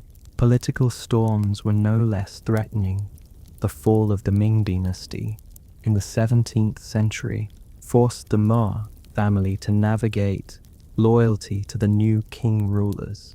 Some adapted by emphasizing their Confucian credentials, hoping to be seen as reliable vassals. Others clung stubbornly to older rituals. Whispers of rebellion occasionally passed along the canals, though in practice Isfahan rarely mounted serious resistance. It survived not by confrontation but by accommodation, folding new rulers into its nightly rhythm of light and water. A lantern glowing in a tea house cared little whether the emperor's surname was Zhu or Asing Juro. Trade also shifted with time. The tea horse road, once vital, declined in importance as new routes opened and global trade patterns changed. Caravans grew fewer, and with them, the bustling inn-life along the canals. Yet the town endured, adjusting its economy to farming, handicrafts, and later tourism. The lanterns, steady through all this, became less markers of trade and more markers of identity. Even when caravans vanished, the red glow over water remained. The endurance was not purely stoic, it was also tinged with irony. Residents joked that Lijiang was like a stubborn mule, refusing to collapse no matter how often it was kicked by fire, flood, or politics. Each time disaster struck, people muttered that perhaps this time the town would not recover. Each time, the lanterns proved them wrong, swaying above newly rebuilt bridges. There is something almost comedic in the predictability, catastrophe, despair, rebuilding, lanterns, cycle repeated so reliably that even travelers began to remark on it, as though the town had made resilience its defining art. The rituals of endurance seeped into daily life. Families saved money not only for food or weddings, but also for replacing lanterns after disasters. Lantern making became a craft passed down through generations, with designs evolving subtly while the basic red glow stayed constant. Some households developed particular pride in their lanterns, boasting of their brightness or longevity. In this way, the objects became both fragile and permanent. Fragile because each could be destroyed in an instant, permanent because new ones always replaced the old. Over time, the lanterns acquired reputations almost like personalities. A bridge strung with especially large lanterns became known as a lover's meeting spot. Another, where lanterns were unusually dim, developed a reputation for secrecy, favored by merchants who preferred discretion. Lanterns hanging outside the Ma's palace seemed more dignified, while those in taverns leaned toward the crooked and playful. To residents, these differences mattered. To outsiders, they may have looked all the same, but to locals, each glow carried its own character. Through all these trials, the canals themselves remained constant. Their water, clear and cold, reflected whatever hung above lanterns, stars or sometimes nothing at all. When nights were particularly dark, the water seemed to double the lanterns, as though insisting that the light be multiplied against the surrounding uncertainty. The doubling may explain why people spoke of lanterns as watchful. They were not only above but also below, reflections always present, even when the flame itself wavered. Sliding further along, we can wander into how memory and legend layered themselves over these nightly scenes, turning the lantern-lit canals from mere practicality into symbols of continuity, protection, and sometimes superstition that shaped Lijiang's identity for centuries. With each passing century, the canals and lanterns of Lijiang collected not only reflections but also stories. Memory clung to them like ivy, and superstition made its home in their glow. What might have begun as simple practical lighting for narrow lanes became a network of symbols, as if the town decided that every lantern flame needed a meaning, every ripple in the water a message. One of the oldest associations was with protection. Families often believed that lanterns warded off wandering spirits, their steady glow keeping misfortune from slipping in through doors or windows. The canals, with their constant motion, were thought to carry away bad luck if lanterns were floated downstream. During certain festivals, small paper lanterns would be lit and set adrift, drifting past bridges and corners, each one a glowing prayer carried into darkness.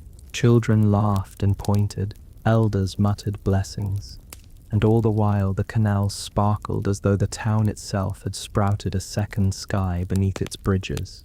The stories also grew around specific lanterns. A cracked lantern that still burned through storms was said to bring resilience to the household.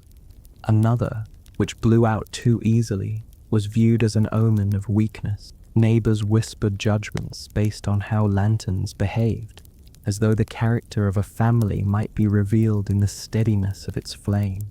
Of course, wind and oil quality were the more likely explanations, but in a town so devoted to symbolism, practical details rarely ruined a good superstition.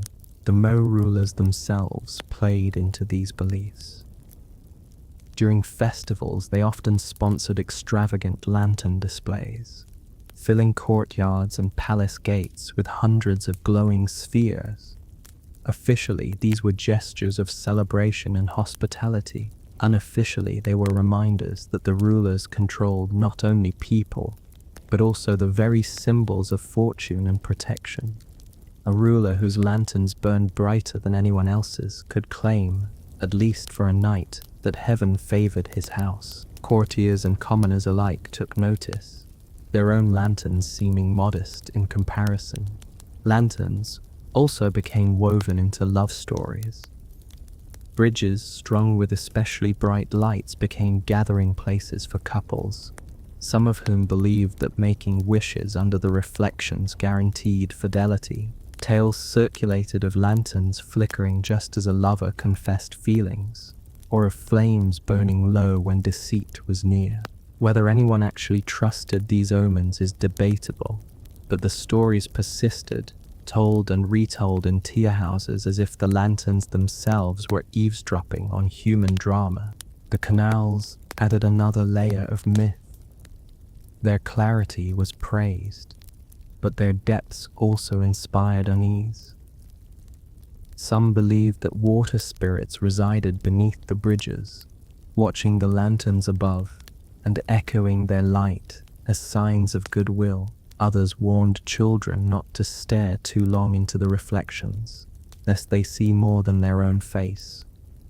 In a town where reflection doubled everything, it was easy to imagine secrets lying just beneath the rippling surface.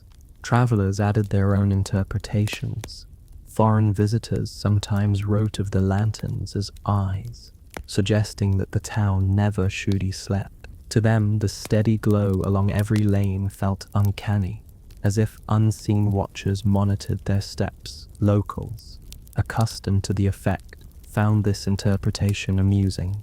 For them, the lanterns were comfort, not surveillance. But the fact that outsiders so often described them as watchful shows how strongly the image persisted. Fires, floods, and earthquakes also reinforced superstition. When disasters struck, families remembered which lanterns had survived and which had failed. Survivors became talismans, carefully preserved and passed down. In one family's story, a single lantern that stayed lit during a great fire was treated as an heirloom, hung every year regardless of its fading fabric. Its glow was faint, but its meaning was strong. Survived whether true or exaggerated. Stories like these gave the lanterns a role that went beyond light. They became the town's memory keepers. Of course, superstition often drifted into irony. Merchants sometimes exploited beliefs, selling lucky lanterns at inflated prices, claiming special oils or charms guaranteed endurance. Families bought them, grumbling at the cost, but unwilling to risk misfortune. Children teased each other by blowing at lanterns during festivals, daring fate to punish them, only to run away laughing when nothing happened. For all the solemnity layered onto the glow, everyday life treated lanterns with the same mixture of reverence and play that marks most traditions. The layering of memory and myth meant that the canals at night were never just practical spaces. They were theaters where protection, romance, superstition, and commerce all floated together under the same red light. A bridge might be both a market stall by day and a wishing spot by night. A lantern might be both a tool for seeing and a symbol of unseen forces. The watchful glow was not passive. It shaped how people thought, acted, and remembered. From here, it is easy to drift toward the larger question of endurance. How Lijiang's identity, so tied to these lantern-lit nights, managed to survive into the modern era, reshaped by tourism, earthquakes, and the persistence of memory that refuses to let the flames go out. By the 19th century, Lijiang had become something of a paradox. It was both remote and connected, tucked away in the Yunnan mountains, yet still threaded into trade routes. Caravans grew fewer as global commerce shifted, but the canals kept running and the lanterns kept glowing. Travelers continued to describe the town as picturesque, sometimes with genuine admiration, sometimes with the faint condescension common in outsiders observing what they saw as a quaint community. What they missed was that the lanterns were less decoration and more declaration. The town would endure, regardless of how the world beyond its mountains shifted. The Mu family's authority declined during this period, but their palace still loomed over the town, its lantern-lit courtyards lingering as a symbol of past prestige. Without the full resources of earlier centuries, the displays became smaller, yet the rituals continued. Palace lantern festivals that once boasted hundreds of flames now managed dozens, but the intent remained. The glow was enough to remind residents that continuity mattered more than scale. In many ways, the persistence of ritual, despite reduced grandeur, became Lijiang's signature approach to history itself. For ordinary people, lanterns continued to shape social life. They guided nightly gatherings in tea houses, where pipes and tea were shared under their glow. They lit small family ceremonies, such as birthdays or ancestor offerings, where a single lantern might be hung at the doorway. As both light and blessing, they continued to mark the town's calendar of festivals, moments when the canals filled with floating lights and the air smelled faintly of incense and pine. Outsiders might have seen these practices as charming leftovers, but for residents they were the backbone of identity, reaffirmed night after night. It is here that the irony deepens. While the outside world increasingly measured progress in factories, railways, and armies, Lijiang measured its continuity in lanterns. A single flame swaying above water meant stability more than any bureaucratic decree. There was something both stubborn and soothing about this. The refusal to modernize too quickly, the insistence that rituals of light and reflection were more trustworthy than distant politics. The 20th century, however, tested this stubbornness with fresh intensity. The collapse of dynastic rule, warlordism, The Japanese invasion and civil war all cast shadows across Yunnan. Lijiang, though spared the worst of direct conflict, still felt the tremors. Caravans dwindled further, markets shifted, and families struggled with scarcity. Yet even during lean years, lanterns were hung. They may have been fewer, their paper patched, or their oil thinned, but the sight of a glowing flame over water was too important to abandon. In times of scarcity, ritual often becomes more vital, not less. After the establishment of the People's Republic in 1949, tradition faced another round of challenge. Official campaigns against superstition discouraged practices tied to ancestor worship and folk beliefs. Lantern festivals risked being labeled as relics of feudalism. Some were suppressed, others quietly adapted. Families hung lanterns but called them practical lighting rather than ritual objects. Floating lantern ceremonies continued in some places, framed as cultural rather than religious. The lanterns proved as adaptable as the town itself, slipping through political categories while continuing to glow. Earthquakes remained the most dramatic test. The 1996 quake devastated Lijiang, flattening houses and shaking stone streets into rubble.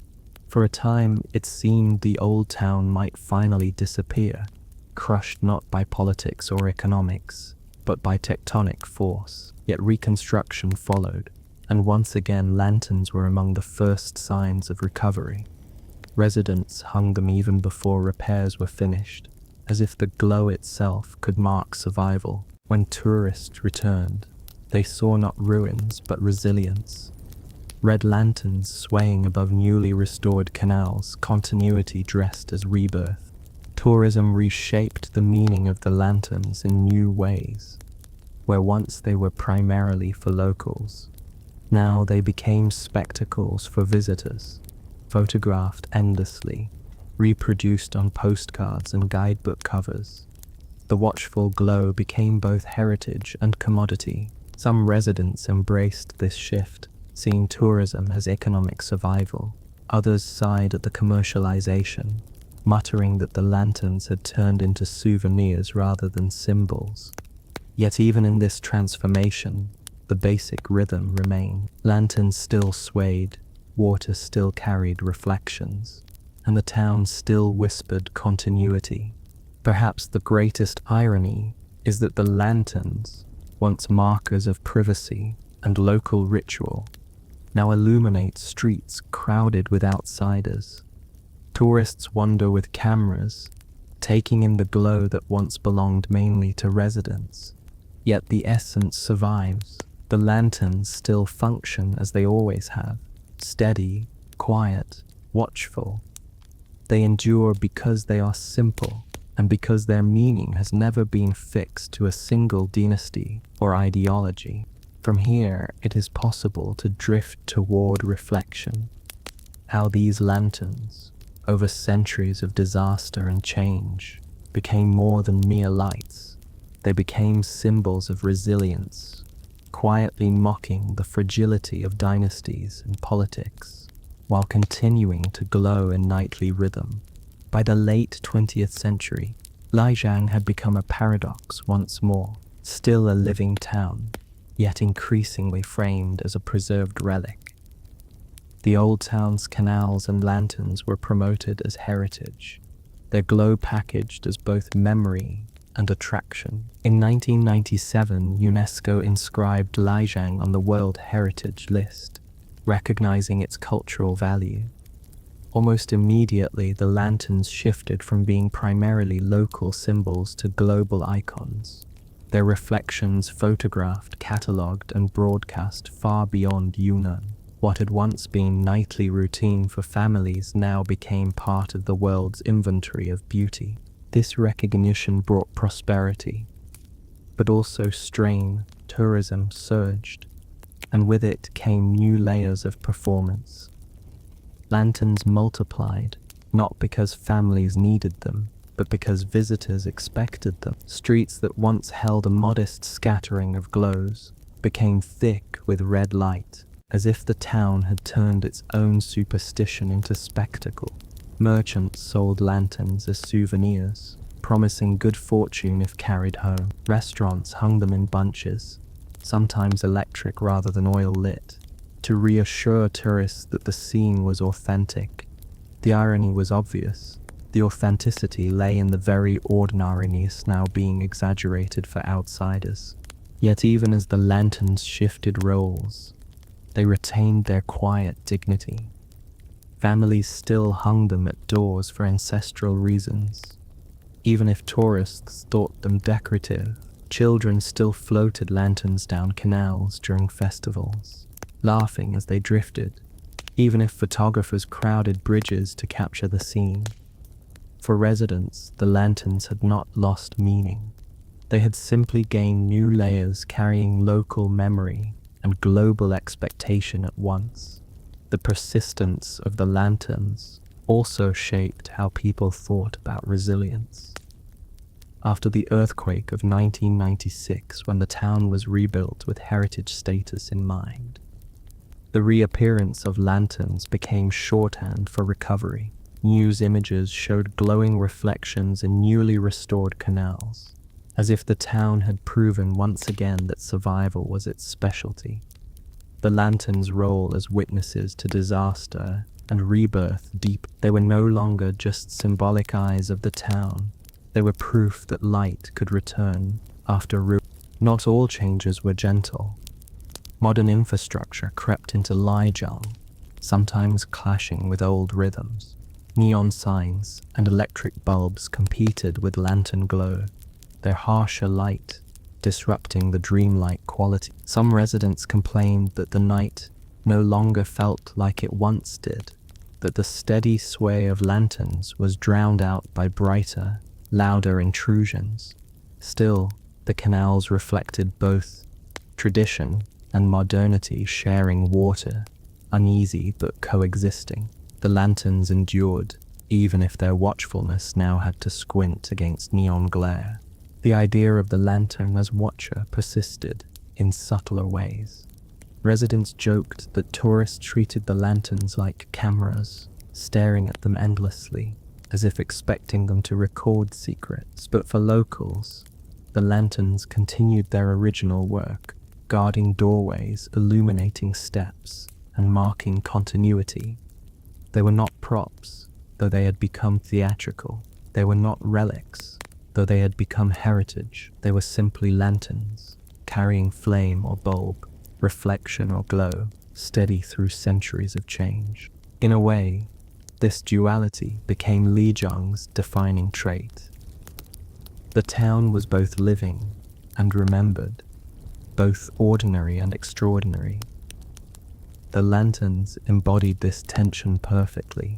To a visitor, they were enchant, something almost unreal in their beauty. To a resident, they were just part of the nightly routine, like fetching water or locking a door. Yet both views were true, and perhaps it was this ability to be both mundane and magical that gave the lanterns their endurance. The canals amplified this paradox. Tourists described them as dreamy rivers, but locals still washed vegetables in their waters, their lantern reflections interrupted by soap suds. For outsiders, the bridges looked like scenes from painting scrolls. For children, they were places to race or hide. The lanterns, swaying above, watched all of it without judgment, just as they had for centuries. From here, it is only natural to drift toward the final reflection, what it means for a town and for its people to be defined by light and water symbols, so fragile and yet so persistent, that they outlast rulers, disasters, and even their own transformation into spectacle. The story of Lijiang's lanterns is not one of permanence, but of persistence. Flames gutter, oil runs out, paper tears, and yet the glow always returns. If a lantern falls into the canal, another replaces it. If a fire sweeps through, new lanterns are hung on rebuilt beams. If an earthquake reduces the town to rubble, Reconstruction still ends with red lights swaying over water. This rhythm, loss and renewal, flicker and return, has given Lijiang its identity more securely than any ruler, dynasty, or government decree. The canals themselves underline the point. Their water never stands still, always moving, always reflecting. The lanterns above are steady, but the water below ensures that no reflection is the same twice. Together, they form a partnership, permanence in the act of lighting, impermanence in the ripples of light. It is this combination that has lulled generations of residents and visitors alike, convincing them that continuity is possible, even in a world of constant drift. The lives lived under these lanterns reveal the contrast. Chieftains in the mud palace once staged grand banquets, their lantern-lit halls echoing with ambition and rivalry. Merchants unloaded caravans, counting profits by lantern glow before packing goods for the road to Tibet. Families marked births, marriages, and funerals with the same red lights at their doorways, steady flames against the uncertainty of life. Children splashed in canals under the reflections, their laughter a reminder that paradise need not be grand to be real. All these lives have come and gone, yet the lanterns remain, as if indifferent to who exactly walks beneath them. Modernity has tried to reshape the glow, sometimes with neon, sometimes with electric bulbs designed to mimic flame, but the essence persists. A lantern, however powered, still sways, still doubles itself in water, still suggests continuity. Tourists may see it as romance, locals as routine, but both respond to the same gentle insistence. Light in darkness, reflection in water, persistence after fragility. It is tempting to read too much into these symbols, but perhaps the quiet irony of Lijiang is that the lanterns do not need interpretation. They simply exist, night after night, doing what they have always done. They glow, they sway, they reflect. That has been enough to outlast dynasties, disasters, and the endless appetite of visitors looking for meaning. To stand on a bridge in Lijiang at night, watching lanterns drift in water, is to feel the layering of centuries without needing to name them. The canals whisper of caravans and chieftains, of floods and fires, of tourists with cameras and children with paper boats. The lanterns above, steady as ever, keep watch. Their glow is not loud, not insistent. It does not promise permanence. It promises only presence, night after night, a quiet companion to whoever passes by. And in that presence lies the secret of their endurance. The lanterns of Lijiang remind us that resilience need not roar or conquer. Sometimes it only sways gently in the mountain breeze, casting light enough to find the paths, reflecting just enough to remind us that nothing is ever entirely lost. Every ending casts a shadow, and if you follow those shadows, they will lead you to the next secret, the next revelation, the next unexpected turn in the journey. This is the stone bridges of medieval Provence, quiet crossings over forgotten rivers. Across the landscape of medieval Provence, stone bridges still linger, some standing, some crumbled, many forgotten by anyone except the rivers they cross. They were not grand monuments in the sense of cathedrals or castles, but they were monuments of persistence, the sort that rarely receive much attention until one tries to cross a river without them. In a region cut by winding streams, sudden floods, and narrow valleys, bridges became more than stone and mortar. They became lifelines, quiet connectors between towns, markets, and monastery. In the Middle Ages, travel was never easy. Roads were muddy, bandits lurked in forests, and rivers had moods of their own. A shallow ford could turn into a torrent after a storm, swallowing carts and livestock alike. Building bridges was not just a matter of convenience, it was survival, and often salvation. In Provence, where monasteries dotted the hillsides and markets drew peasants and merchants together, stone bridges represented a rare assurance that one could cross from one side to another without too much drama. The building of such bridges was often tied to religion. Monastic communities took the lead, both out of practical necessity and spiritual conviction. Benedictine and Cistercian monks, accustomed to turning wilderness into order, applied their skills not only to cloisters and vineyards, but also to river crossings. For them, a bridge was an act of charity, a structure that allowed pilgrims and peasants alike to continue their journeys safely. Medieval texts sometimes described bridge building as a pious deed on par with feeding the poor. To set stones across a river was to ease both physical burdens and spiritual ones. The Pont Saint-Benazet in Avignon remains one of the most famous, though today it is remembered more for what is missing than what remains. Built in the 12th century, it once stretched proudly across the Rhone, connecting Avignon with Villeneuve-les-Avignon. Now only a handful of arches survive, jutting into the water like fragments of a memory.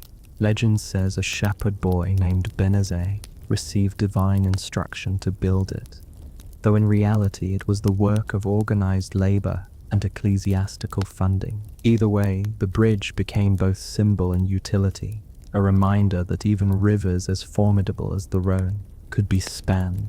Most bridges of Provence were less dramatic, yet no less vital. They crossed smaller rivers like the Durance, the Sorgue, or the Arc, where local markets and fields depended on daily crossing. Their design was straightforward, arches of stone resting on piers, sturdy enough to withstand seasonal floods, narrow enough that carts had to pass carefully. Some included small chapels built into their length, tiny sanctuaries where travelers might pause to pray before continuing. These chapels were both practical and symbolic. Practical because a sudden storm might trap you on a bridge for hours. Symbolic because crossing water was always seen as crossing something more than geography. Rivers were boundaries, both physical and cultural. To cross them was to move between lordships, dioceses, or even languages. In Provence, where Occitan culture blended with Latin Christianity, bridges helped bind communities that might otherwise remain isolated.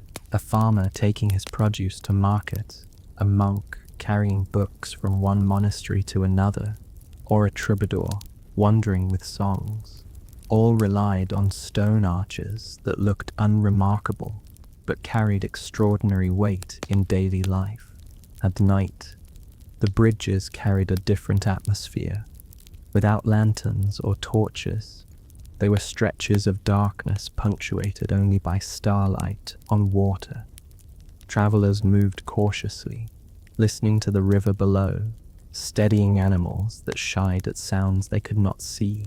Bandits sometimes waited near bridgeheads, knowing that anyone attempting a crossing had no choice but to funnel through a narrow passage. To build a bridge was to create opportunity, but also vulnerability. Towns learned to patrol them, and monasteries sometimes stationed lay brothers nearby to offer both guidance and watchfulness.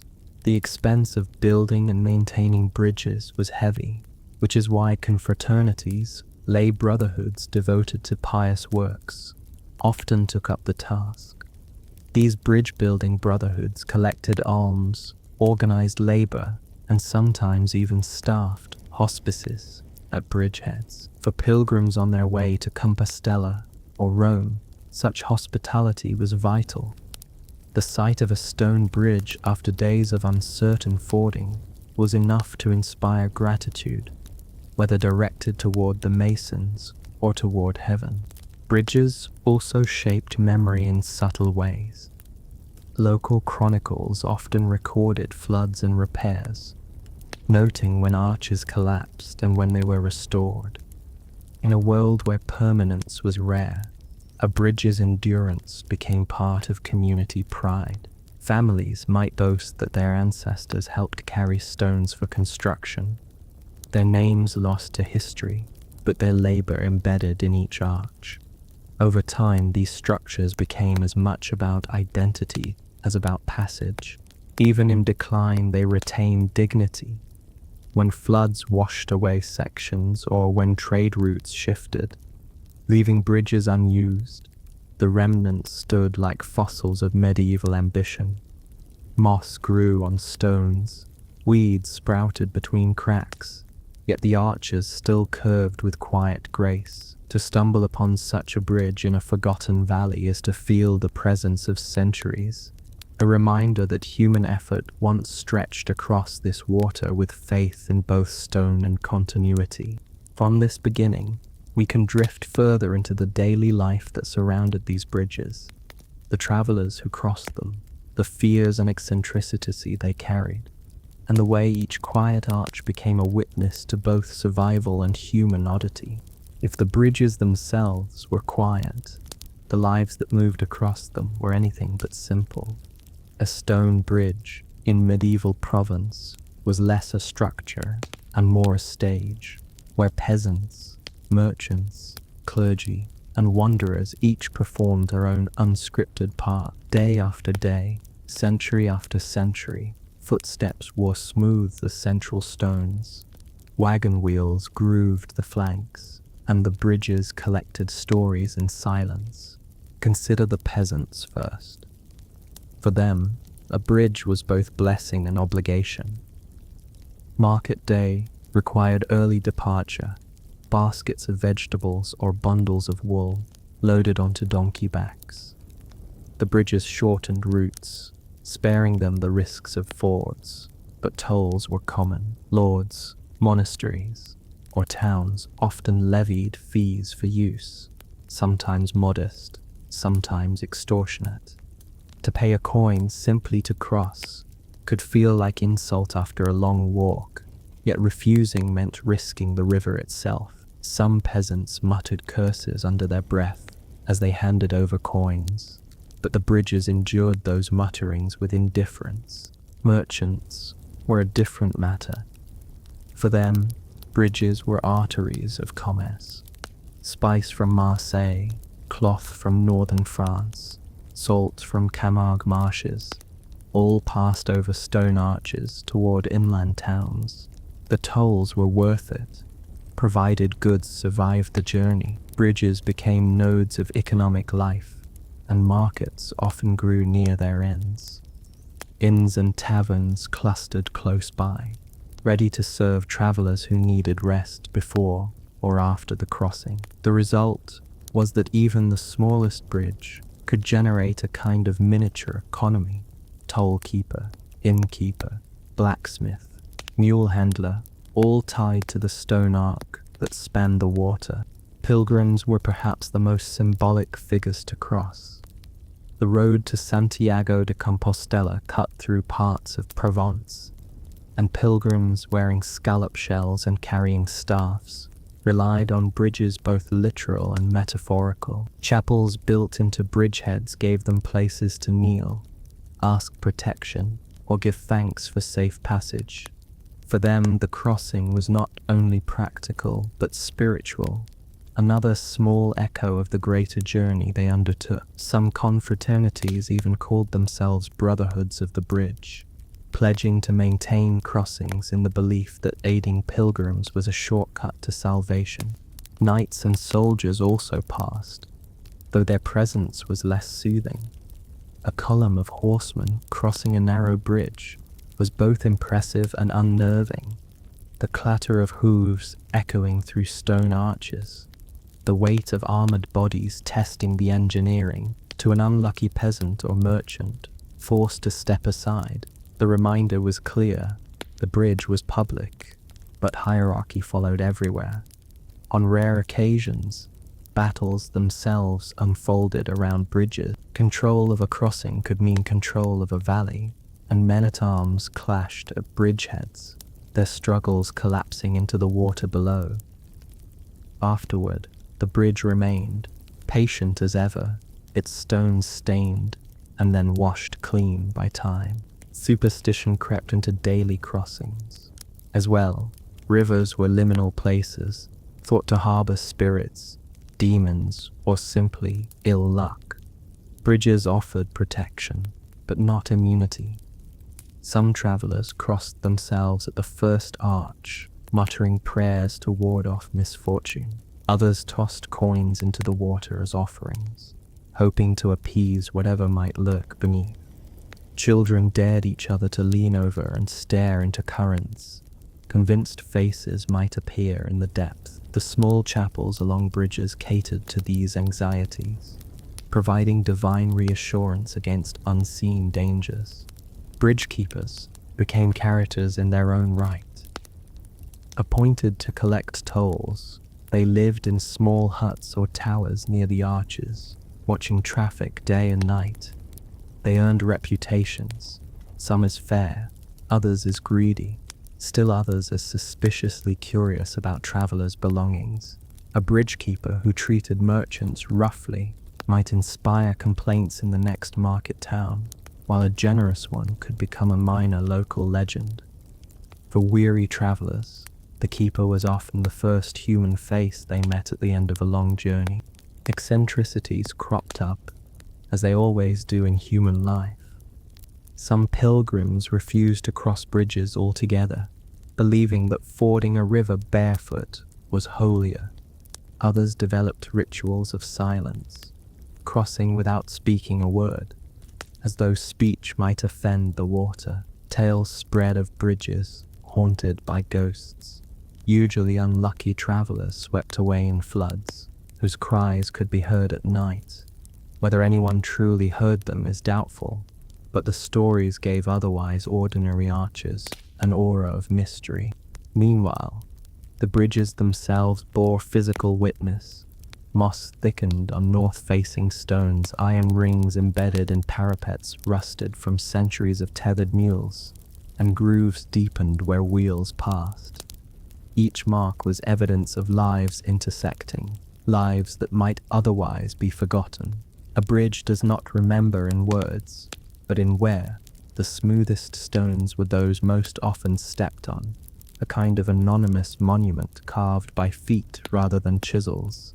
The irony was that these vital structures rarely received the attention lavished on castles or cathedrals. Chroniclers wrote endlessly about bishops and battles, but bridges slipped quietly into the background. They were too ordinary, too utilitarian, and yet, without them, entire regions would have been isolated, economies stunted, pilgrimages stalled.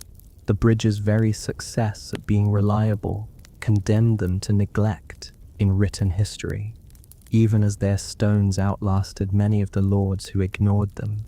At night, when traffic quieted, the bridges became lonelier presences. Wind whispered through arches, water murmured below, and perhaps a late traveler hurried across with a lantern swinging nervously.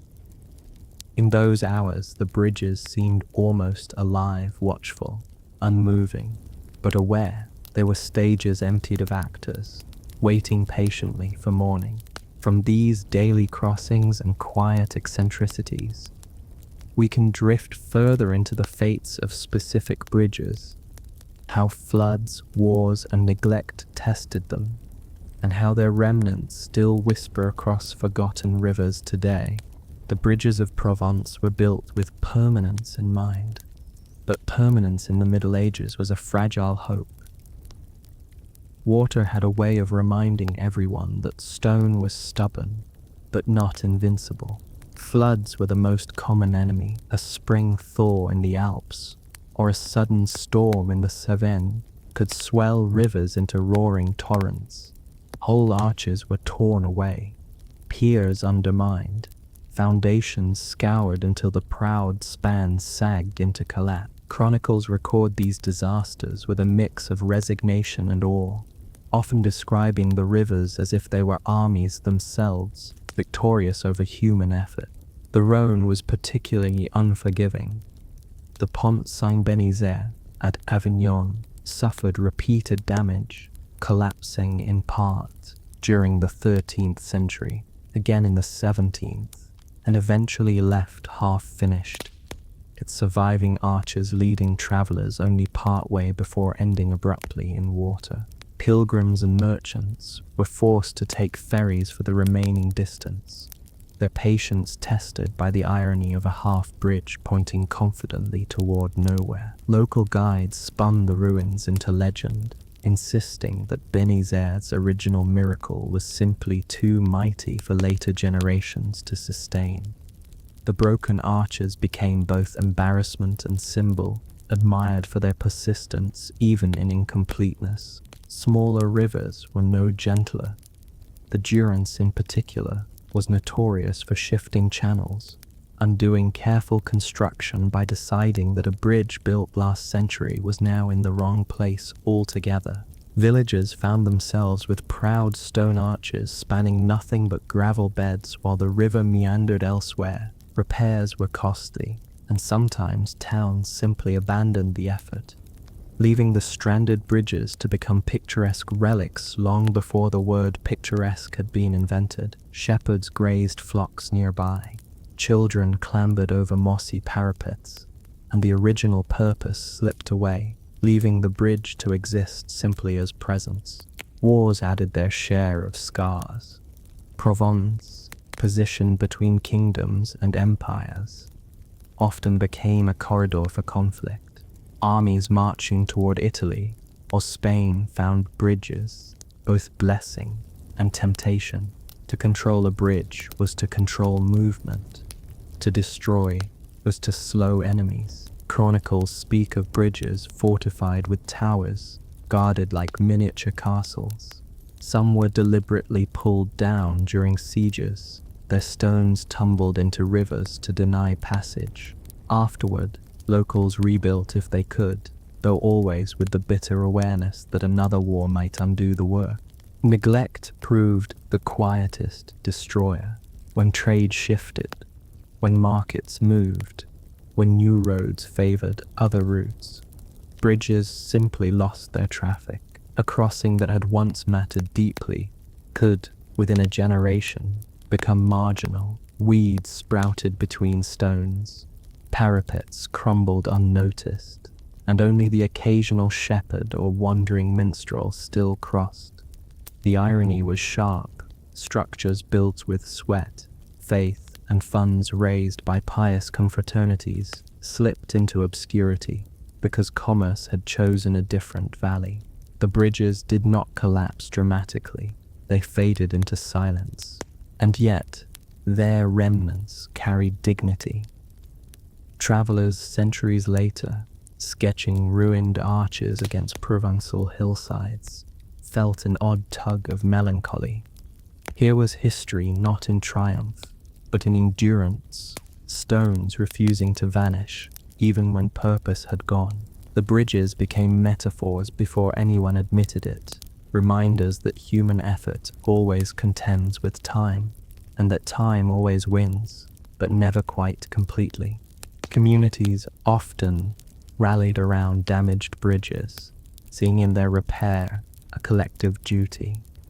Appeals went out in sermons, promising indulgences for donations. Merchants gave coins, peasants offered labor, monks organized campaign. Rebuilding a bridge was never just construction. It was an act of communal identity.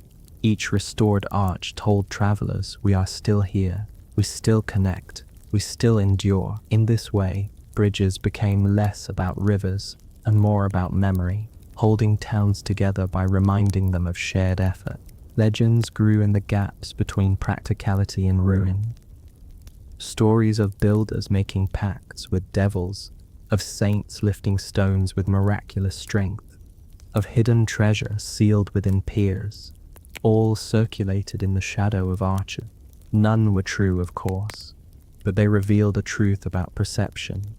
People needed their bridges to be more than stone.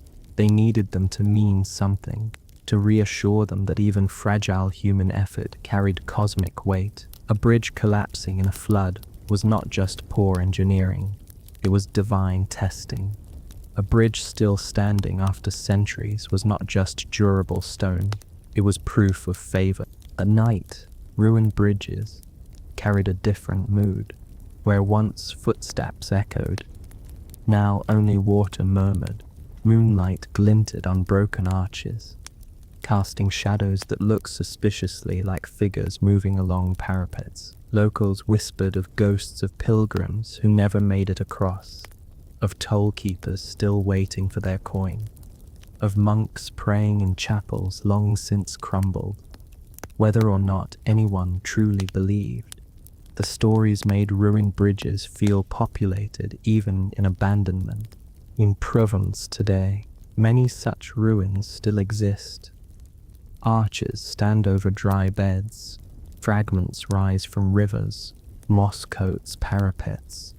They are quiet reminders that the Middle Ages were not just castles and cathedrals, but also these humble spans, vital and vulnerable. Each surviving stone is a kind of witness, still leaning against the current, still curved into an arc, still hinting that once, long ago, people trusted their weight to these forgotten crossings. Sliding further, we can wander into the quieter human stories. How tolls shaped resentment, how bridge chapels invited eccentric devotions, and how even the smallest arch could gather oddities of human behavior that made stone crossings more than just stone. Tolls were the unavoidable irritation of medieval travel, and bridges in Provence offered plenty of chances for irritation. Lords and monasteries who sponsored construction rarely did so purely out of charity. Once an arch stood over the water, tollkeepers were installed to collect fees from anyone crossing with goods. Sometimes the tolls were written down, neat lists detailing exactly how much a merchant owed for a mule, a barrel of wine, or a cart of salt. More often the toll was whatever the keeper declared, leaving travelers to grumble but comply. Peasants muttered that the tolls were higher after floods, as if the water itself demanded back payment for having tried to sweep the bridge away. Merchants accused keepers of inventing new categories, charging for the mule, then again for the mule's load, then once more for the mule's shadow, or so the complaints went. Chapel bridges softened these irritations, at least in theory. A small oratory built onto the central pier might contain an altar to a saint, believed to protect travelers. Pilgrims crossing en route to Santiago de Compostela often stopped to pray, offering coins that sometimes went straight to repairs. A traveler cheated at the toll gate could at least kneel in the chapel and mutter grievances heavenward. The chapels also gave bridges a peculiar dual identity, part toll booth, part sanctuary. To enter one was to step from commerce into devotion, a reminder that practical necessity and spiritual aspiration walked the same road. These chapels also hosted eccentric practices.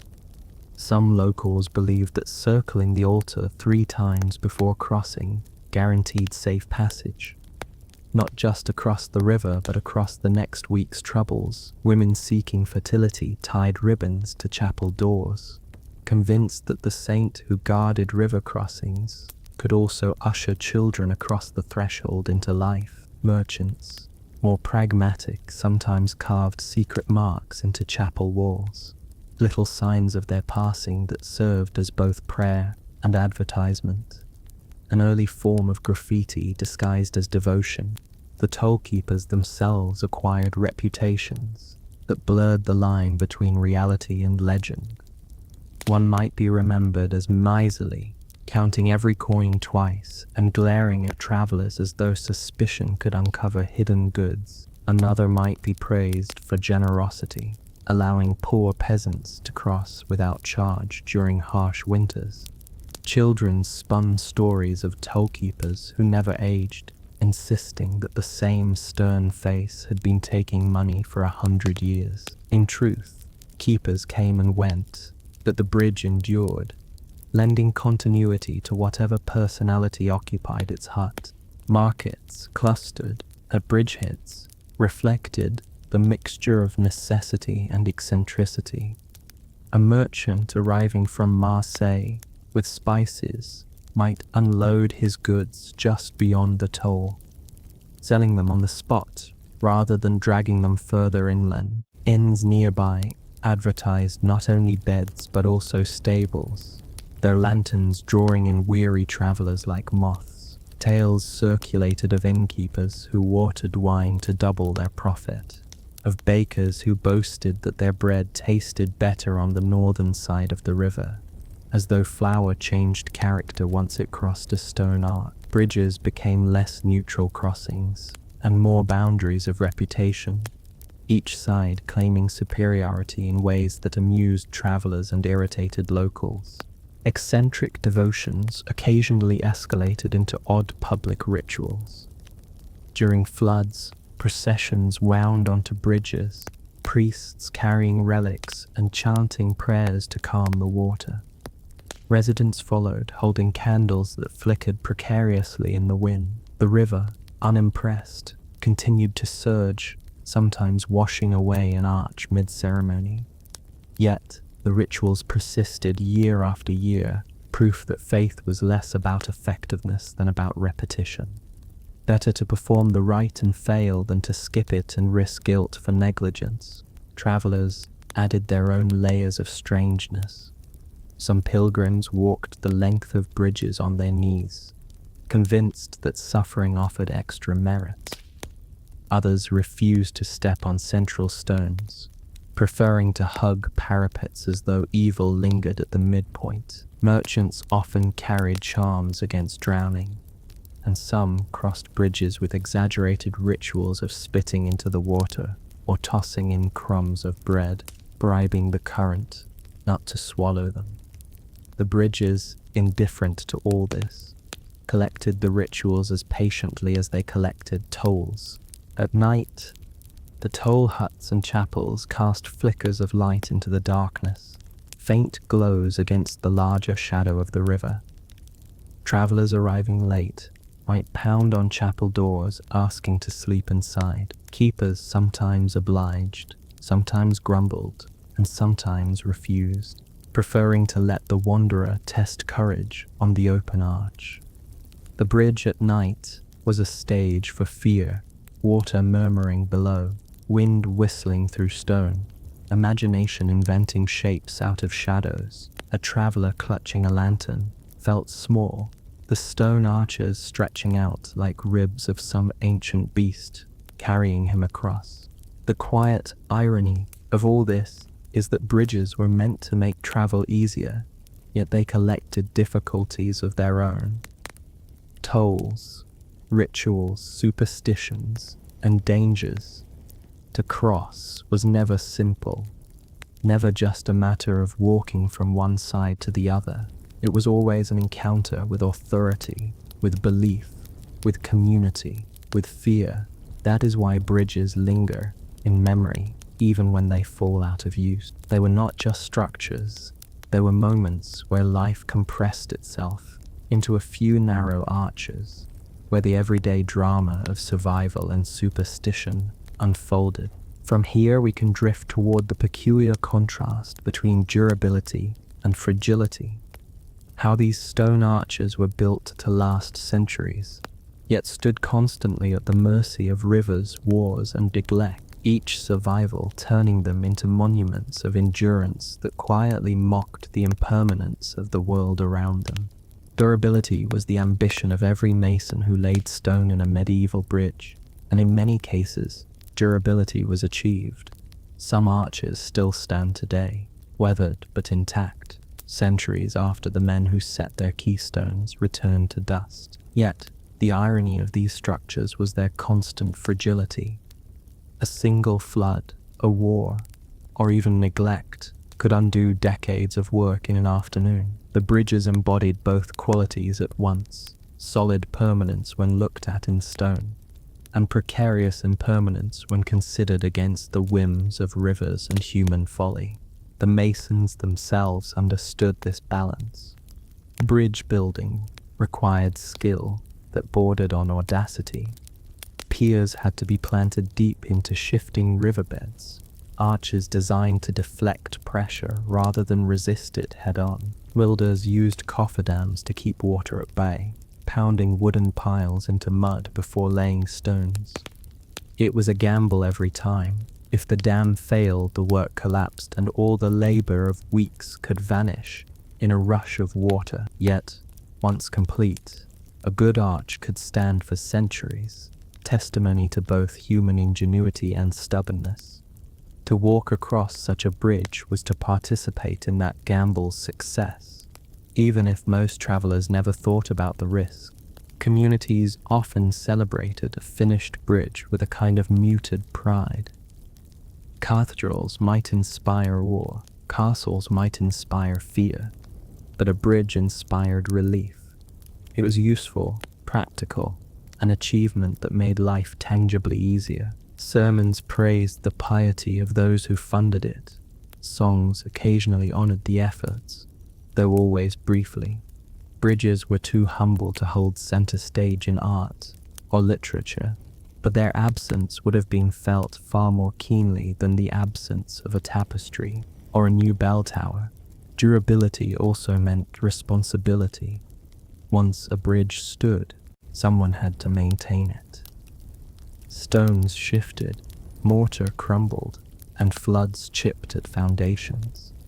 Repairs were constant, often funded by tolls or alms. In some cases, confraternities made it their life's work to patch arches, clear debris, and reinforce piers. To the casual traveler, the bridge might look unchanged, but in reality it was in perpetual negotiation with time. Each stone was part of an ongoing conversation between endurance and decay. When bridges failed, the impact rippled outward. Merchants detoured miles to find a ford. Peasants missed markets. Pilgrims prayed for alternate routes. Communities nearby suffered economic decline, and rival towns sometimes profited by diverting traffic to their own crossings. In this sense, a bridge was not merely stone, but a pivot of prosperity. Its collapse could be as disruptive as the fall of a fortress, though chroniclers rarely bothered to note it. Local memory, however, remembered keenly. A broken bridge was not just inconvenience. It was humiliation, proof that a community had lost control over its own connections. Legends softened this humiliation with stories of supernatural blame or favor. If a bridge survived centuries of floods, locals claimed it was under the protection of a saint. If it collapsed too quickly, they whispered of curses, sins, or devilish interference. The Pont Saint-Benez's legend of a shepherd boy, ordered by heaven to build, is only the most famous example. Smaller villages also had their tales. Bridges that groaned under invisible footsteps at night, arches that could never be repaired because the river itself rejected them, piers that glowed faintly on feast days. Such stories gave fragility a layer of dignity, suggesting that failure was cosmic rather than human. The fragility was felt most acutely at night. Stone arches that looked sturdy by day seemed more vulnerable in the dark. Travelers heard the water rushing below, unseen but insistent, a reminder that the river never rested. Lanterns flickered uncertainly, casting light that dissolved into shadows almost immediately. Each step across could feel like a minor act of faith, as if trusting not just the stones but the centuries of labor that kept them standing. The bridge held, of course, but the impression of vulnerability lingered. Even in their endurance, the bridges could not escape the irony of being both admired and neglected. Pilgrims gave thanks when they crossed safely, then promptly forgot the bridge the moment it disappeared behind them. Merchants calculated profits and losses without sparing thought for the stones that made their journeys possible. Lords taxed tolls but rarely invested in repairs until collapse forced their hand. Bridges endured in silence, collecting wear without complaint, becoming monuments precisely because they asked for nothing in return. Today, wandering through Provence, one might stumble on an old stone arch half hidden by vines, its parapets broken, its path leading nowhere. Stand on it long enough, and the past becomes audible. The creak of wagons, the mutter of peasants cursing tolls, the clatter of hooves, the murmur of pilgrims in prayer. All of that sound has gone, but the stone remains, durable enough to survive, fragile enough to remind us of everything it has lost. From here we can drift toward the human oddities that clung to these structures, rituals, habits, and eccentric behaviors that made medieval bridges not just crossings of stone, but crossings of culture, faith, and imagination. Bridges in medieval Provence were more than practical crossings. They became stages for rituals and odd human behaviors that gave them personalities far beyond stone and mortar. Each arch seemed to invite superstition, and each crossing seemed to demand a gesture of respect, as if the water beneath was watching and waiting for tribute. One of the most common rituals was the tossing of coins or bread into the river while crossing. Merchants claimed it appeased the spirits of the water, ensuring safe passage and perhaps smoother trading luck. Peasants believed the gesture kept floods at bay, though floods came anyway. Pilgrims often dropped scallop shells or bits of food as offerings, convinced that leaving behind something small on the water made the remainder of their journey lighter. To modern ears it sounds quaint, but for travelers who lived with constant uncertainty, these small habits turned danger into something manageable. Bridge chapels, perched on central piers or at the approaches, also attracted eccentric devotions. Some shrines were dedicated to saints with reputations for unusual specialties. A saint thought to protect against drowning, for example, also gained a sideline in protecting against sleeplessness, because so the logic went, just as he could still the waters, he could still the restless mind. Pilgrims left wax models of feet or hands, tokens representing ailments they hoped to heal. Locals tied bits of cloth to chapel doors, convinced that fraying fabric would carry away illness as it dissolved in the weather. For toll-keepers, these chapels must have seemed like a strange counterpoint. Coins collected at one end of the bridge, prayers offered at the other. Odd behaviors also appeared in how people walked. Some insisted on stepping only on the right side, convinced that straying left invited bad luck. Others avoided the center stones entirely, claiming they were weaker or spiritually dangerous. Children, daring each other, invented games of running across without touching parapets, testing balance while parents scolded. Certain bridges earned reputations that influenced behavior.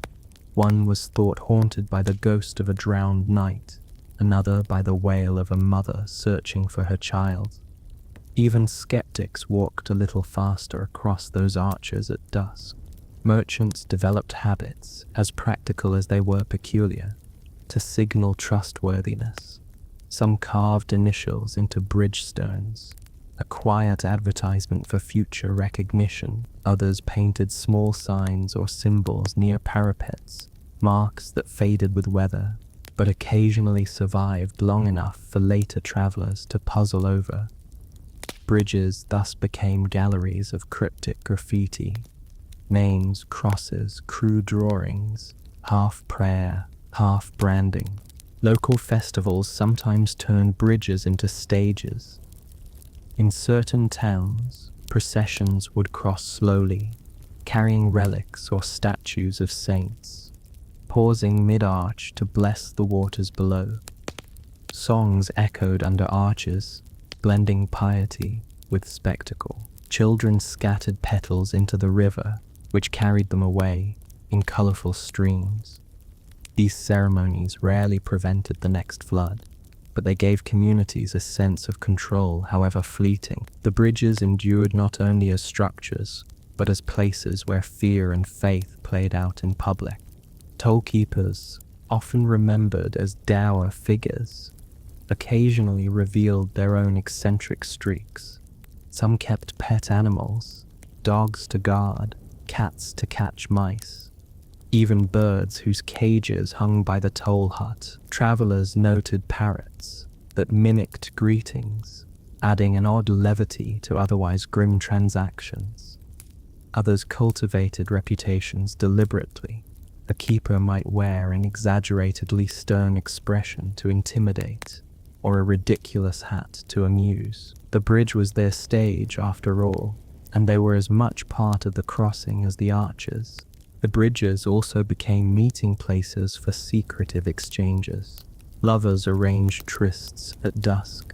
Merchants struck private bargains away from market eyes, and messengers whispered coded words as water muffled sound. A narrow stone arch exposed and open paradoxically offered privacy. The river's constant murmur drowned eavesdropping. Over time, bridges accumulated reputations as both sacred and profane, places where vows were whispered to heaven and secrets slipped between mortals. Superstition even crept into maintenance. When a pier cracked, masons sometimes embedded charms, bits of bone, carved crosses, or even tiny scrolls within mortar. These offerings, hidden from sight, were meant to strengthen, not the stone, but the spirit of the bridge. Whether the bridge endured because of engineering or charm was debated in taverns. Most agreed it was both. By night, eccentricities took on sharper edges. Torches lit the way across, but shadows loomed larger. Pilgrims sometimes refused to cross after sundown, preferring to sleep at inns near the bridgehead rather than risk whatever lingered in the dark. Tales of phantom processions, lines of monks crossing silently with candles that never dripped wax, haunted villages near ruined arches. Children swore they saw pale lights moving across water where no bridge remained. Whether imagination or memory, the stories gave bridges a second life, as thresholds not just between riverbanks, but between worlds. The curious mixture of utility, faith, fear, and oddity meant the bridges were never simply stone. They were places where human eccentricity gathered, where the ordinary act of walking across water became layered with rituals and wisps. Even now, their remnants carry that weight. Each arch a reminder not just of medieval engineering, but of the strange and tender behaviors that once clung to every crossing. From these habits and legends, we can drift further into how bridges shaped community identity, how towns defined themselves around crossings, how rivalries formed, and how forgotten arches still echo with pride or loss centuries after their stones fell silent. For towns and villages in medieval Provence, a bridge was more than a utility. It became a badge of identity, a symbol around which communities defined themselves. To say our bridge was to claim connection, prosperity, and a touch of permanence in a world where so much else felt fleeting. Some towns flaunted their bridges as if they were miniature cathedrals, proud not of towering spires, but of solid arches that kept trade alive. Rivalries often sprang up along riverbanks. A town with a bridge prospered from tolls, inns, and markets, while a neighbor without one languished, forced to watch caravans bypass its streets. Arguments erupted over jurisdiction, who had the right to levy tolls, to patrol the crossing, to profit from its commerce. A single arch could generate disputes that lasted decades. Lawsuits carried from local courts to distant bishops. The irony was that the bridge, built to connect, often divided. Local pride, extended into memory. Families told stories of ancestors who had hauled stones during construction, or who had contributed the first coins toward repair after a flood.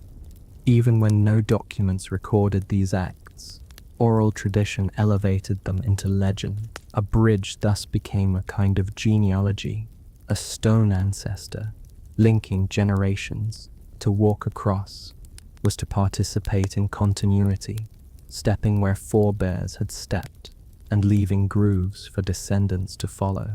Markets clustered at bridgeheads reflected this pride.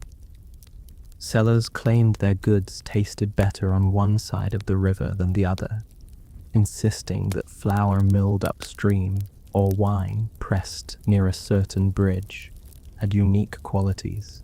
Such boasts were transparently self-serving, but they reinforced the sense that a bridge gave not only passage, but also prestige.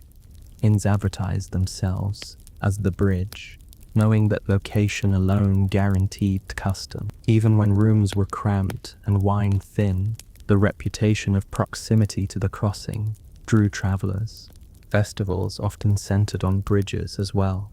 Some towns staged annual processions across, carrying relics to bless the waters and ensure safe passage for another year. Children paraded with garlands, choirs sang hymns that echoed under arches, and merchants decorated carts with flowers. The bridge became not just infrastructure, but theater, a place where the community performed its unity. Even skeptics who doubted the river cared about relics or garlands attended, if only because absence suggested indifference to the collective. The identity shaped by bridges also lingered when they fell. A ruined arch became a wound in local pride. Villagers spoke of the time before the flood as if it were a golden age, and efforts to rebuild often consumed years of labor and alms. Some communities never managed, their bridges left as broken stubs. Yet even then, the ruins became part of identity. Children grew up with tales of the great bridge that once stood. Elders shook their heads at the decline, and neighboring towns, less sympathetic, sometimes mocked the failure. Memory clung to absence as fiercely as it clung to presence. Pilgrims contributed to this sense of identity, carrying tales of the bridges they crossed. A bridge at Avignon, a bridge at Cavion, a bridge at Cisteron, all became waypoints in oral map. Pilgrims described them to one another, praising solid arches, complaining of greedy tolls, marveling at chapels perched improbably above rushing water. These stories spread reputation far beyond the valley. A town with a respected bridge gained renown, its name carried along the pilgrimage routes of Europe. In this way, bridges became ambassadors, silent but effective. Even decline fed identity in strange ways. By the late Middle Ages, some bridges were already falling into ruin, bypassed by new roads or undone by floods. Yet towns clung to them, pointing them out to travelers with a mixture of apology and pride. "That was our bridge," they would say, as if claiming kinship with a noble ancestor gone shabby. The stones, even when broken, still marked the community's place in history. The irony is that bridges designed to erase boundaries ended up creating them as much as crossing them. A town with a bridge looked down on a town without. A collapsed bridge drew scorn from rivals, but deepened loyalty within. Each arch became not just a crossing, but a claim. We are connected, we are enduring, we are here. Today, wandering the valleys of Provence, you can still sense this attachment. Villages proudly display their bridges on signs or postcards. Even if the arches are only fragments, the stones whisper less about engineering than about identity, about the way communities stitched themselves to the landscape through spans of mortar and pride. From here, we can drift into the final reflection, how these quiet crossings, some still standing, others long collapsed, speak less about medieval travel than about the enduring human desire to connect, to endure, and to be remembered through the things we build across forgotten rivers. To stand on one of these bridges today, whether intact or fragmentary, is to encounter a layered silence. The rivers still murmur beneath, the arches still hold their curves against the sky, but the footsteps are long gone. No peasants trudging with baskets, no merchants driving mule trains, no pilgrims pausing to pray in chapel niches. The stones are quiet, yet they are heavy with memory, as though every crossing has left an imprint deeper than the grooves carved by wheels and hooves. These bridges remind us that the Middle Ages were not just about castles looming on hills or cathedrals glowing with stained glass. They were also about ordinary persistence. Small towns making sure people and goods could move, pilgrims making sure they could reach shrines, communities making sure their river did not cut them off from the rest of the world. Bridges were the humble infrastructure of survival, the kind that rarely earned lavish praise, but without which society would have frayed. The irony is that their humility has made them more enduring as symbols. Cathedrals are still visited, castles still photographed, but bridges, in their quietness, invite a different kind of attention. They are less about spectacle and more about continuity, less about power and more about connection. Even when half collapsed, they still span something. If not the river, then the gap between past and present. Their endurance also whispers about fragility. Each bridge was a gamble against rivers that could not be controlled, against wars that could not be predicted, against neglect that crept like ivy, and yet they were built anyway. Stone after stone, arch after arch, in faith that the gamble was worth it. That mixture of fragility and stubbornness gives them their peculiar poignancy. They lasted not because they were invincible, but because people kept rebuilding, repairing, and remembering the legends attached to them. The shepherd boy in Avignon, the ghostly footsteps on moonlit arches, the charms hidden in mortar reveal another truth. People needed their bridges to be more than practical. They needed them to mean something, to carry stories, to reassure travelers that the act of crossing water was part of a larger pattern. A bridge was never just a bridge. It was a prayer in stone, a superstition carved into an arch, a community's pride suspended above a current. Even now, the fragments continue to serve. A ruined arch may no longer carry carts, but it carries memory, anchoring a village to its history. A mossy parapet may not protect travelers, but it protects a sense of identity. The rivers have long since claimed their toll, but the bridges still declare, "We were here, we endured, we crossed." In the end, the stone bridges of medieval Provence are less about forgotten rivers than about remembered crossings. They speak quietly of all the lives that depended on them, of all the feet that wore them smooth, of all the rituals and oddities that clung to their arches. They remind us that history is not only in grand monuments, but also in these quiet connectors, these modest arcs of stone that carried entire worlds across the water. And perhaps that is their final irony. Built to be practical, they have become poetic, constructed to be ordinary. They endure as extraordinary, once overlooked. They now invite us to pause, to listen to their silence, and to feel the weight of forgotten rivers flowing patiently beneath. May this story settle in your heart like a whisper, and may your dreams be calm and kind. Good night.